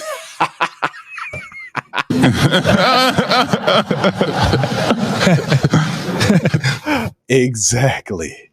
You got it, Jay. Yeah, Pistons. Oh man, boy, that was ridiculous, bro. I was upset. Good usage of it, bro. You done nailed it. You nailed the right way to do it. All right, congratulations to you, Jay. Cartel said, was that when he grabbed the coach by the no, he grabbed the second one, Cartel, he grabbed the coach not by the waist, he grabbed him by the side of his stomach, both sides. Dennis Allen gripped Arthur Smith's stomach from it's weird. It was weird. He didn't grab, that'd have been even worse if he'd grabbed his waist. He might have got punched at. But he grabbed Arthur, he walked up to him and grabbed both sides of his stomach. Which that was kind of, I was like, why is he doing? Why is he grabbing the man's stomach like that? What's going on? You're absolutely, I was like, Darren Rizzi was talking shit to Arthur Smith. Man. All right, Devin says, Mickey, did Simmons eat of any? Oh, hell no. He refused to. And that shit's too high. I wasn't going to give him mine. He got mad and walked out the store. I told him, man, that's on your ass. You're richer than I am. I'm not going to be, that shit costs a lot of money. YO says, thanks, Q. Should have a dialogue, coach's contract, no sympathy for Falcons or automatic termination. Thank you, bro. Eugene says, who that from South Philly? Q, what's up there, brother Eugene? How you doing, sir? Appreciate you, man, chiming in from the land of the Eagles, bro. Much love to you, fam. Appreciate it. He just wanted a free meal. Yes, indeed. He ate down here and then went up there. And the reports were saying he wanted a multi-year deal. Really? Were those reports really, truly accurate? Because if they were saying that he wanted a multi-year deal. It turns out he just wanted more money. The Saints was not going to give him $7 million or 7.5 or whatever the hell it was. The reports originally was saying that he wanted multiple years on his deal. And Atlanta gave him 7.5, whatever the hell it was, for a 1-year deal. So I don't know. We might have to look at that. All right, Bobbin with the Johnson said, I'm with you, Q. Let's go get what we need. Exactly. That's why I'm not really terribly upset about the Simmons thing. I understand why the Who Dat Nation's upset. I get it. Truly, I get it. But it was a luxury signing at best. You already got a top 5. You're gonna have a top 5 secondary, and if they play up and they stay healthy, you're gonna have a top 3 secondary. He was a luxury signing at best, but you need more pressing things than that safety. It would have looked nice, but wouldn't you be happier with a steadier left guard? Just saying, there are other things we need to be focused on that's a little bit more important than Justin Simmons. Other teams are making trades, they're signing people. And the Saints say, I think we're all right with what we got right now. So we'll see, bro. They making these decisions. We can just be patient and wait and see how they go. Cardell says, Q, I'm glad they got both Jesse Bates and Simmons, to be honest, because after Mr. Stare Down and check it down, field 5. Yeah, he has said 5 picks, throws 5 picks to Atlanta. He can get benched and Spencer can. I knew it was going to go back to that. Thank you, bro. All right. Yeah, this is the interesting part about it, man, is that we have to, as the other teams around you are going to get better. The Falcons defensively have gotten better. I give them credit for that. Like I said, that's a black and gold man running that team. So I expect them to improve, and the Saints, if the Saints got the right philosophy, and for the last several years, we've been wisely, analytically breaking down issues, flaws, cracks that's happening with this team. And it wasn't just because Sean Payton left, because when Sean Payton, his last year, he had a good enough team to make the playoffs and he failed. Oh, well, we expected some drop off, when you lose Sean Payton and Drew Brees. The problem is that that Mickey Loomis, who was running the team, he didn't have a vision beyond Sean Payton or Drew Brees. Dennis Allen is Sean Payton's handpicked successor. He told Mickey Loomis to make that guy the coach. He had no plan. He had no plan to replace Drew. He should have drafted Lamar Jackson. He had a chance. He could have drafted another bunch of quarterbacks. Didn't do it. He kept Drew till he was 39 years old and couldn't even use his right arm to throw the ball no more. And they waited on Drew Brees to tell them whether or not he wanted to play again, and he couldn't because he couldn't even throw the ball with his right arm. This is the Saints you're talking about here. This is Saints. They had no plan. Mickey said, we got a plan. You had no plan. They had no plan and no imagination. They was going to ride Drew Brees and Sean Payton as long as they could, and they did. And then when it was over with, you bring in this other guy who's not qualified. Everybody can see he's not a qualified coach. There were other people that you interviewed. You played games, interviewed a man for 8 hours, and then turn around and offer other coaches that were more qualified. Doug Peterson, a Super Bowl ring came in, let him go. He goes to Jacksonville. They do their thing. They're struggling right now, but at least they got somewhere. So, in the end, it's not good decision making here. He's not making decisions on his own. He's listening to other people. And then when he gets called out on it, he stands up and he gets belligerent. He starts talking elitist, telling people they're not qualified. That's the markings of somebody mentally ill. You don't have any rebuttal, but then to stand up and say, well, you're not qualified. Oh, okay, cool. Okay, I'm not qualified. Could you answer my question on why you did that?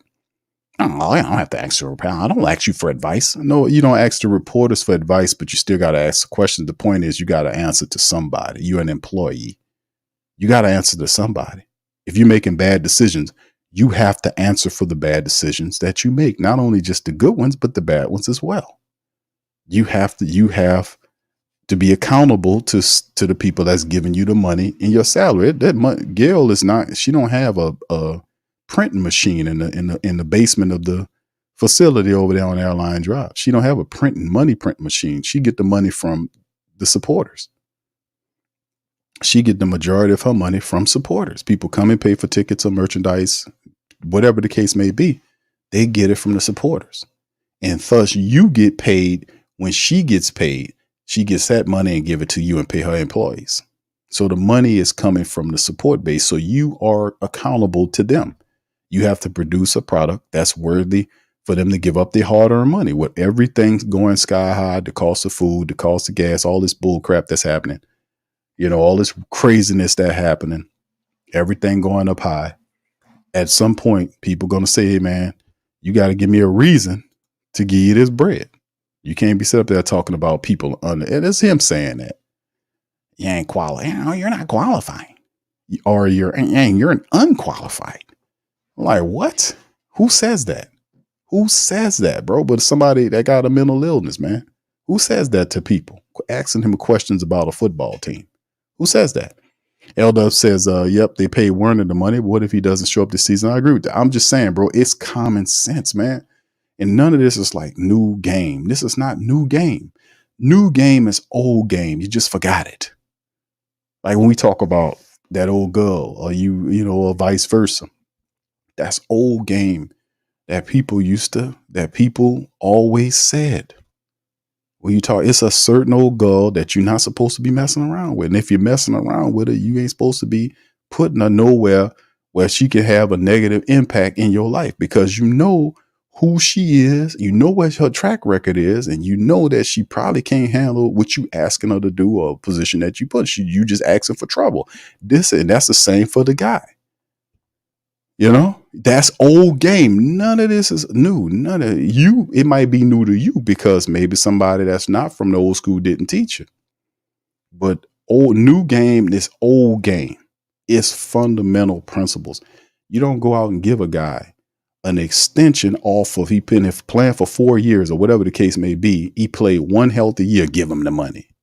That's a low bar to set, especially when you provided competition for him because you've seen him as being a liability athletically. That's Willie Gay's thing. Willie Gay's faster. He can get places faster than Pete Werner can. And even though you're trying to justify him by saying we're going to play 43 defense, the reality is you're going to spend a great deal of time in the nickel package with two linebackers out there. You could have been more patient in your approach and waited to see who at least will win the second linebacker position next to Demario Davis before you issue out extensions. Common game, man. Old game, common sense, fundamental style shit. I'm not saying nothing that ain't never been heard before. Crazy people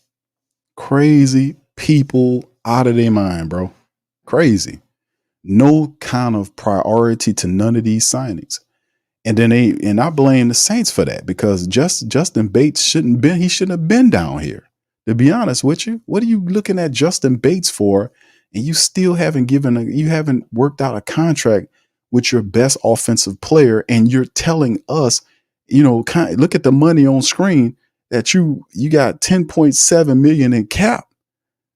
You don't have 20 million where you can just have you know what I'm saying? You don't have that. So you have to be very intelligent and very methodical in your approach to signing players for the team. You have to be very methodical in this approach. You can't be some dude you just like, well, we got to just sign you and hold on. Pete Werner, come on up to the price is right. Oh yeah, we're going to sign you to a contract. Come on up. And then Paulson and Debo standing over there like, what the hell? Hey man, I thought I was next. Oh well, you just kill you. Oh, well, why now? You just sit your ass there right there. Pause. Hold on now. I'll get to you soon enough. Man, no, man. None of that makes any sense, bro. None of that makes sense to me. L-Dub says, yep, that's why they're an offensive line mess, because they could have got someone better in free agency back in May, but they were counting on Ram surgery. I said that at the time. We said that. Bro, I promise you I'm not a warlock. I don't have a crystal ball. And I'm not related to what's his name, Edgar Cease or Antoine Levy. These crazy bastards. I don't know nothing. All I'm telling y'all about this is common sense stuff. I knew Ramczyk couldn't go. He wouldn't be available. And what I said it was going to be is exactly what it was. I'm telling you, I don't have a crystal ball. It's just common sense, fam. I'm promising you this. And they're supposed to be the professionals. They got access to all of the medicals and the timelines. I always tell y'all that. When they sit up here saying, well, you got such and such, such and such. Fam, they got doctors. They got the information. The information is in their computer systems over there, and they private drives over there. They got all the information. They got access to all of the information, in-depth information on every one of their players' injuries. And they also come equipped with timelines. They got complete timelines. They know exactly how long it'll take for this person to get here or there. They don't tell you that because they're not required to tell you that right now. But they have absolute 100% timeline of how long it'll take. They know exactly what's wrong with these players that's hurt. But the Justin Simmons thing is like, he shouldn't have even been down here. You shouldn't even entertain bringing Justin Simmons because all they did was sensationalize the base. Like, oh, we going to get it. And then when you don't press your best foot forward to go and get him, then Atlanta, the rival, gets him. Then I just like, man, what the hell, man? What happened there? It just, man, it's just amazing, man. All right, thank you. Brandy says he grabbed him by the possum put and called. You know, hold on, let me say this right, bro. He grabbed him by the possum pouch to calm his pistons. Y'all crazy, man. Hey, y'all crazy. Thank you. Fuck too kind. Oh, yeah, old possum puss, man. Hey, man, I'm just telling the real. I'm telling y'all, God's honest. Now go on, you take care of the cake. You possum puss, get that punch out there or you'll get one from me. Go on.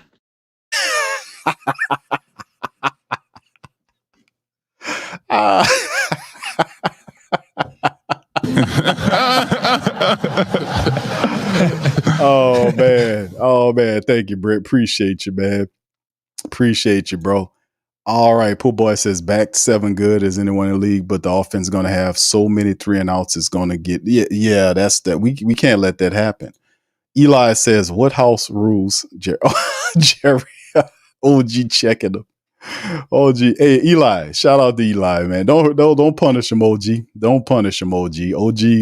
OG got a sniper rifle, man. OG he got it.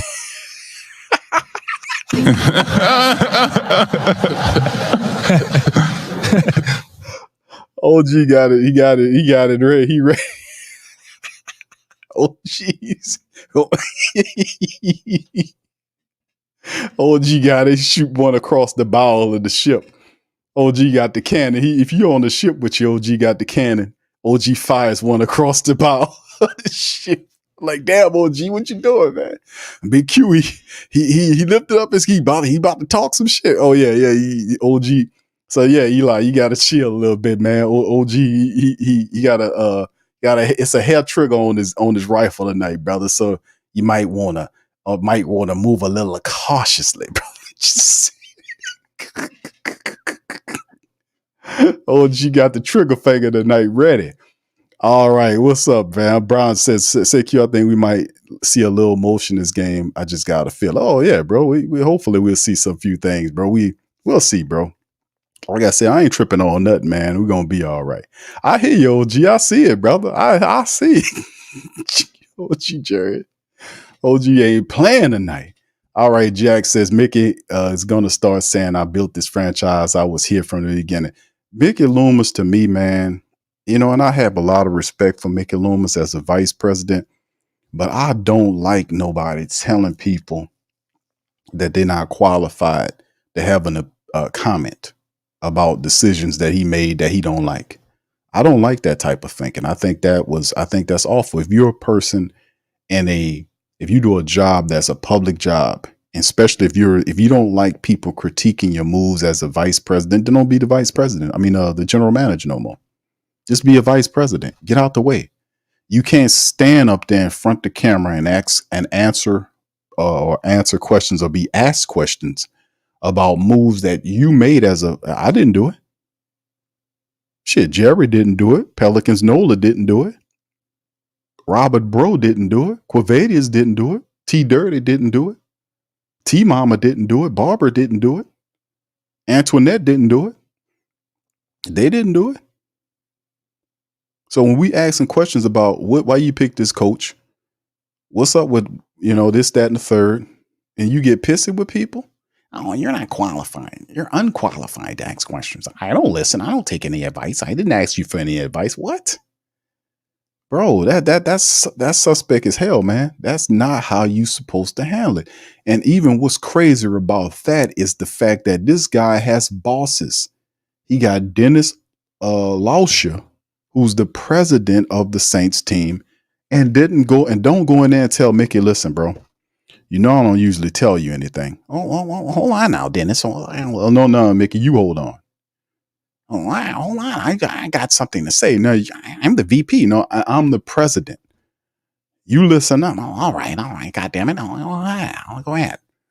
Listen, bro, you can't talk to the people like that. Oh, what do you mean? You can't say that they're not qualified or they're unqualified. You can't do that. That don't look good for you to be talking like that to the support base. You don't do that anymore. Okay. Well, okay. Oh, I won't do it anymore. God damn it. So, I mean, in the end, have that conversation. Have that conversation because he's not even the top man in the building. They got another dude above him between the owner. Have that conversation. Have that conversation. Tell him, don't say that stupid shit, man. And then if you can't handle questions or criticisms from the moves that you're making, then don't be the general manager no more. Because the team has not made the playoffs in 3 years.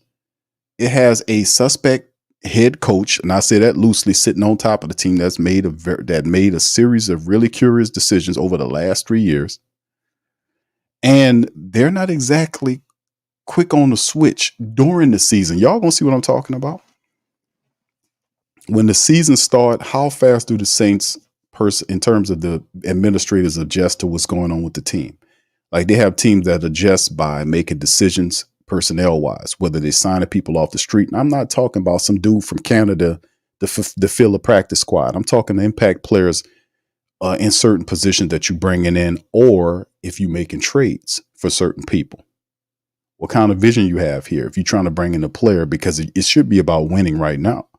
Because if you win and you make the playoffs, you change the dynamic. Because let me tell you something, which won't save the Saints this year. Injuries and shit about injuries will not save Dennis Allen and the criticism. It won't save you this year. None of that's going to save you. Having injuries won't save you. And all these weird excuses won't save you. It's by hook or crook. You better get in the playoffs. Bottom line, that's how it goes. And by the fact that Mickey Loomis has attached this little red wagon to Dennis Allen, because I don't want him to fail, I want to go to the playoffs. I don't want to waste any more time.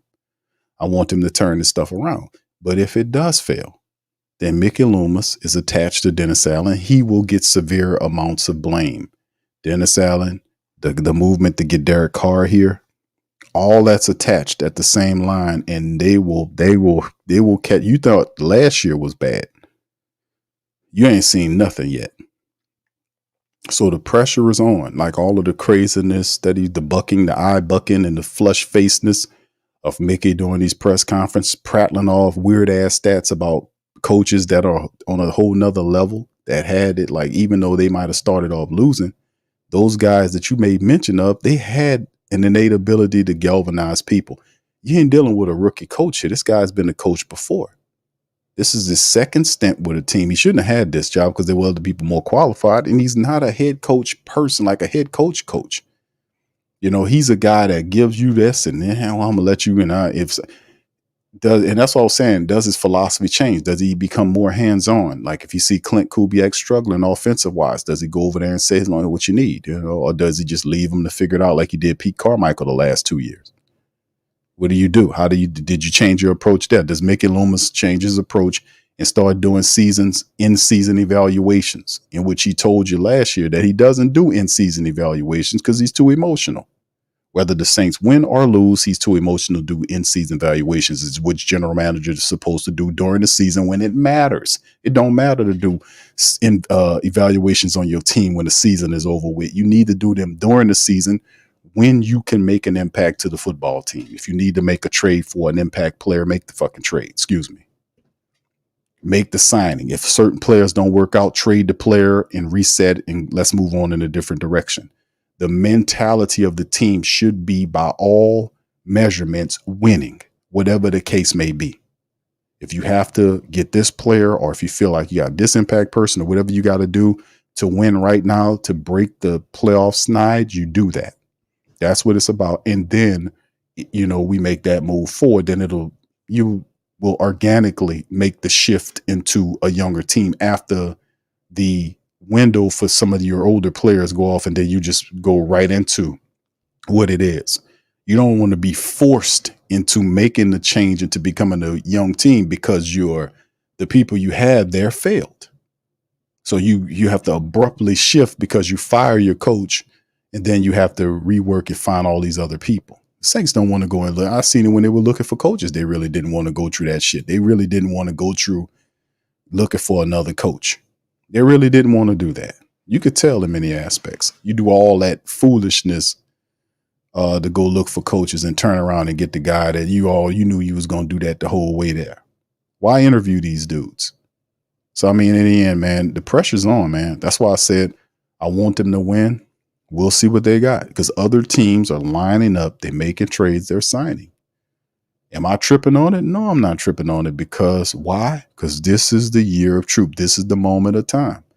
They have to show up and do all the talking and all of the platitudes, all the other stuff. It ain't going to mean nothing. All that matters now is results. That's what I'm talking about, baby. And ain't no way around that. So it is. All right. Yeah. 985 says, Mickey was true. Yeah, man. It's that's a done deal. And that's what it is. Yeah. Lost, you're scared of damn. Hold on, Dennis. Hold on now. You walk in here, but you're going to limp back. Don't come in here telling me what to do. I go to Gil on your ass. I'm Slick Mickey. Call me Slick for a reason. I'll put oil on the floor and slide your ass out of here. I tell you what. Pelicans Nola says, "Did you see, ladies?" He says, "DA, see you later." I want him to win, fam. I don't want to go through another year because like I said, I want my Saints to win because I don't believe in tossing seasons, throwing seasons, or failing seasons because you're wasting time. We're wasting DeMario Davis time. We're wasting Tyrann Matthews time. We're wasting Cam's time. We're wasting some of the great players we have. And our best chance to get to the playoffs and possibly a Super Bowl is we need those experienced guys like DeMario, Cam, Tyrann to contribute. We got a chance when we got players like that as opposed to if DeMario leaves. You know how long it took us between having a DeMario Davis and the last solid linebacker we have? It took us a while to find a DeMario Davis. It took us a long time, a very long time. And when you got him and you got a Tyrann Matthew back there, you got a Marshawn Lattimore, you use those guys. You use them while you got them. Yeah, Po Boy says Panthers, Eagles, Cowboys, Falcons, Chiefs to start. We're gonna know real damn quick. That's a great thing there, Po Boy. That's a great thing to have because we're gonna learn real quick, and that's a great thing. What kind of team do we have? We're gonna learn right away. We're gonna learn right away. We're gonna learn. That's the good thing. I think we got a good team. We got good coaches, but there are questions, just like with everybody's team. What do the Saints do about the questions? Do they see the questions as questions? Or they don't, or do they have a different perspective on the left guard position, the right tackle position, the left tackle position? Do they have a different vantage point? Well, you guys, oh yeah, those guys are fine. They'll be all right. What's your problem? What's wrong with you guys? I tell you what, just go eat a salad and drink some water. You'll be fine. Drink you some prune juice, after that, and you'll be all right. That's what I do. And you'll be all right. It's just bad. You're just having bad digestion. That's all. Take a probiotic. You'll be all right. Do they approach it like that, or what do you guys think? Do they feel like you? A lot of the reporters, Brother Kyle wrote a really good, amazing article about it. Do you guys feel like what he feels? I mean, just telling you. Because sometimes that happens. They'll see it a little differently. They're a little closer to it than you are. So they'll say, hey, well, no, we don't see it like that. We think that this is this. All we have to do is tweak this and do that, and we'll be fine. Okay. All right. All righty. Slim says, once Tom Benson left Slick Mickey and his will, Mickey arrogance got weighed. Yeah, Mickey Loomis is incredibly arrogant. And really, a lot of people didn't see that until he started opening up his big mouth and saying all that stuff. And I was like, man, who is this dude? Bro, you just an employee, bro. What are you talking about? You're not the owner of the team.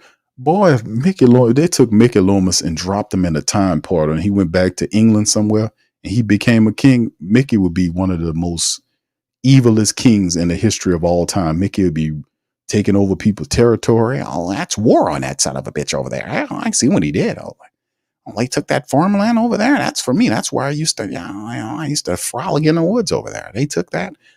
Get rid of all of them. I get them all out of here. That's how Mickey would be a tyrant if you dropped them to the days of the old, back in the King Arthur times. He'll be a tyrant. He'll be the main adversary of King Arthur. It'll be Slick Mickey the King. And he'll be a tyrant talking like, that's how he sounds. That's what it, well, get rid of all of them. Get their asses out of here. You'd be a tyrant talking like that. Oh, they're not qualified. Oh, they're not qualified. Get rid of all of them. Hold on, Mickey, man. They got kids. Oh, I'll get rid of all of them. Yeah, he's crazy, man. We got to move on, man, from old Mickey, man. At some point, bro, for real. He kind of losing it a little bit. All right, Pillboy says low. He says big low on. He said, yeah, oh yeah, of course, we'll have low on there. You know how we do. We'll talk about it. All right. Matter of fact, we're kind of working on something with the round table, so we'll let you know in a little bit about that. Pelicans Nola says, Q, I bet you DA is asking Drew, can he just dude, dog, yeah. But that's the thing though. That's why I'm happy we got young quarterbacks here for the future, because the Saints really didn't do this like they were supposed to do it. But that's what I was saying about having a visionary, having a guy. Mickey Loomis has done it enough. It's time for somebody else to do this, man. We need somebody else over the team with a different vision, And I'm saying this could be a situation where they forced to. I mean, you can thank him. He can still be the VP. You just don't need to be the general manager. You need somebody that's more current on it now. Somebody that's going to do all the things that a general manager is supposed to do. We need accountability. We don't need him doing two things and the VP, supposed to be checking the general manager to make sure the general manager doing his duty. It's the same dude. There ain't no part of the game where you should not be doing in-season evaluations. You don't need the job if that's the case. Get a job up. Likes the job because of the camera time. Nobody asking no VP about nothing. He likes the camera time. Yeah. Oh yeah. Frolicking in the woods. Yeah. Get rid of them. Yeah. Yeah. He said, never dare to question Slick Mickey. Yes, indeed. Oh, don't you dare.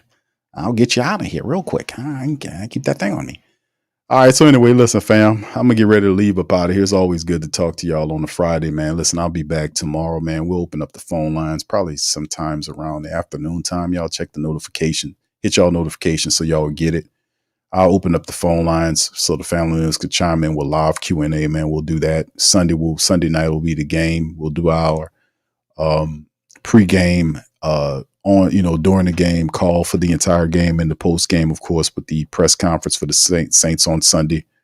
We'll do all that as well as, like I said, Saturday. We got a few streams we'll be doing, and we'll be doing all that kind of fantastic stuff. So with that being said, yes, y'all hit the like button, hit the subscribe button, fam. And like I said, I'm going to pop up tomorrow on the next stream. We'll talk some more black and gold. So y'all have a wonderful rest of y'all night, man. And I'm going to holler at y'all on the next one. Peace. I'm out. Yeah. Boogie like Benson, I'm a who that. Long as I'm living, I'm a who that. Lose or winning, I'm a who that. Sports Coma, yeah, this is where we do that. Where we do that, where we do that, where we do that, where we do that, where we do that. Boogie like Benson, I'm a who that. Sports Coma, this is where we do that, where we do that.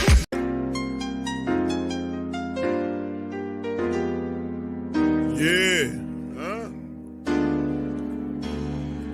Boogie like Benson, I'm a who that. Long as I'm living, I'm a who that. Lose or winning, I'm a who that. Sports Coma, yeah, this is where we do that. Where we do that, where we do that, where we do that, where we do that, where we do that. Boogie like Benson, I'm a who that. Sports Coma, this is where we do that. Where we do that. Welcome Somebody please better help.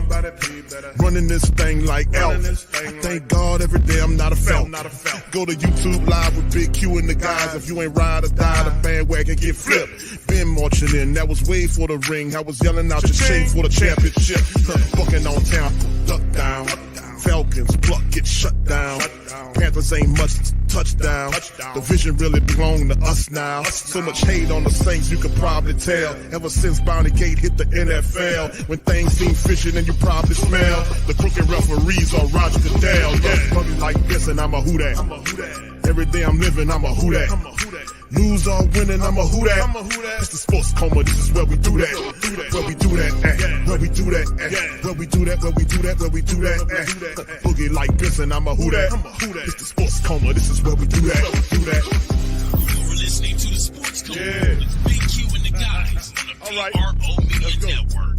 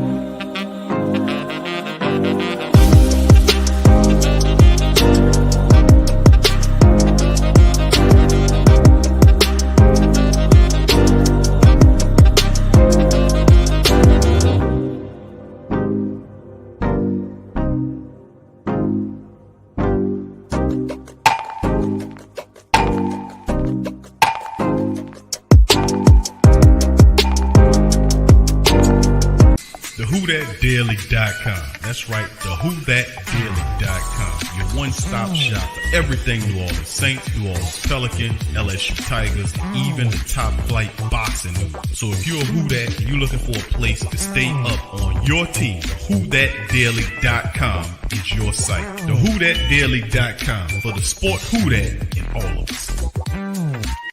That's right, the Pro Shop is the platform store where you can go and buy all the latest merch to support the platform. Available at the Pro Shops, we have dozens of hundreds of products available for you and your family. Unisex tees for men and women, hoodies and sweatshirts, tank tops, kids and baby items, long sleeve tees, mugs, pillows, wall art, bath bedding, face masks, phone cases, stickers, bags, fanny packs, socks, hats, and many other items. Please feel free to check out the Pro Shops. The link is in the description section below. And remember, it helps the platform continue to grow. So check out the Pro Shop and Who That too.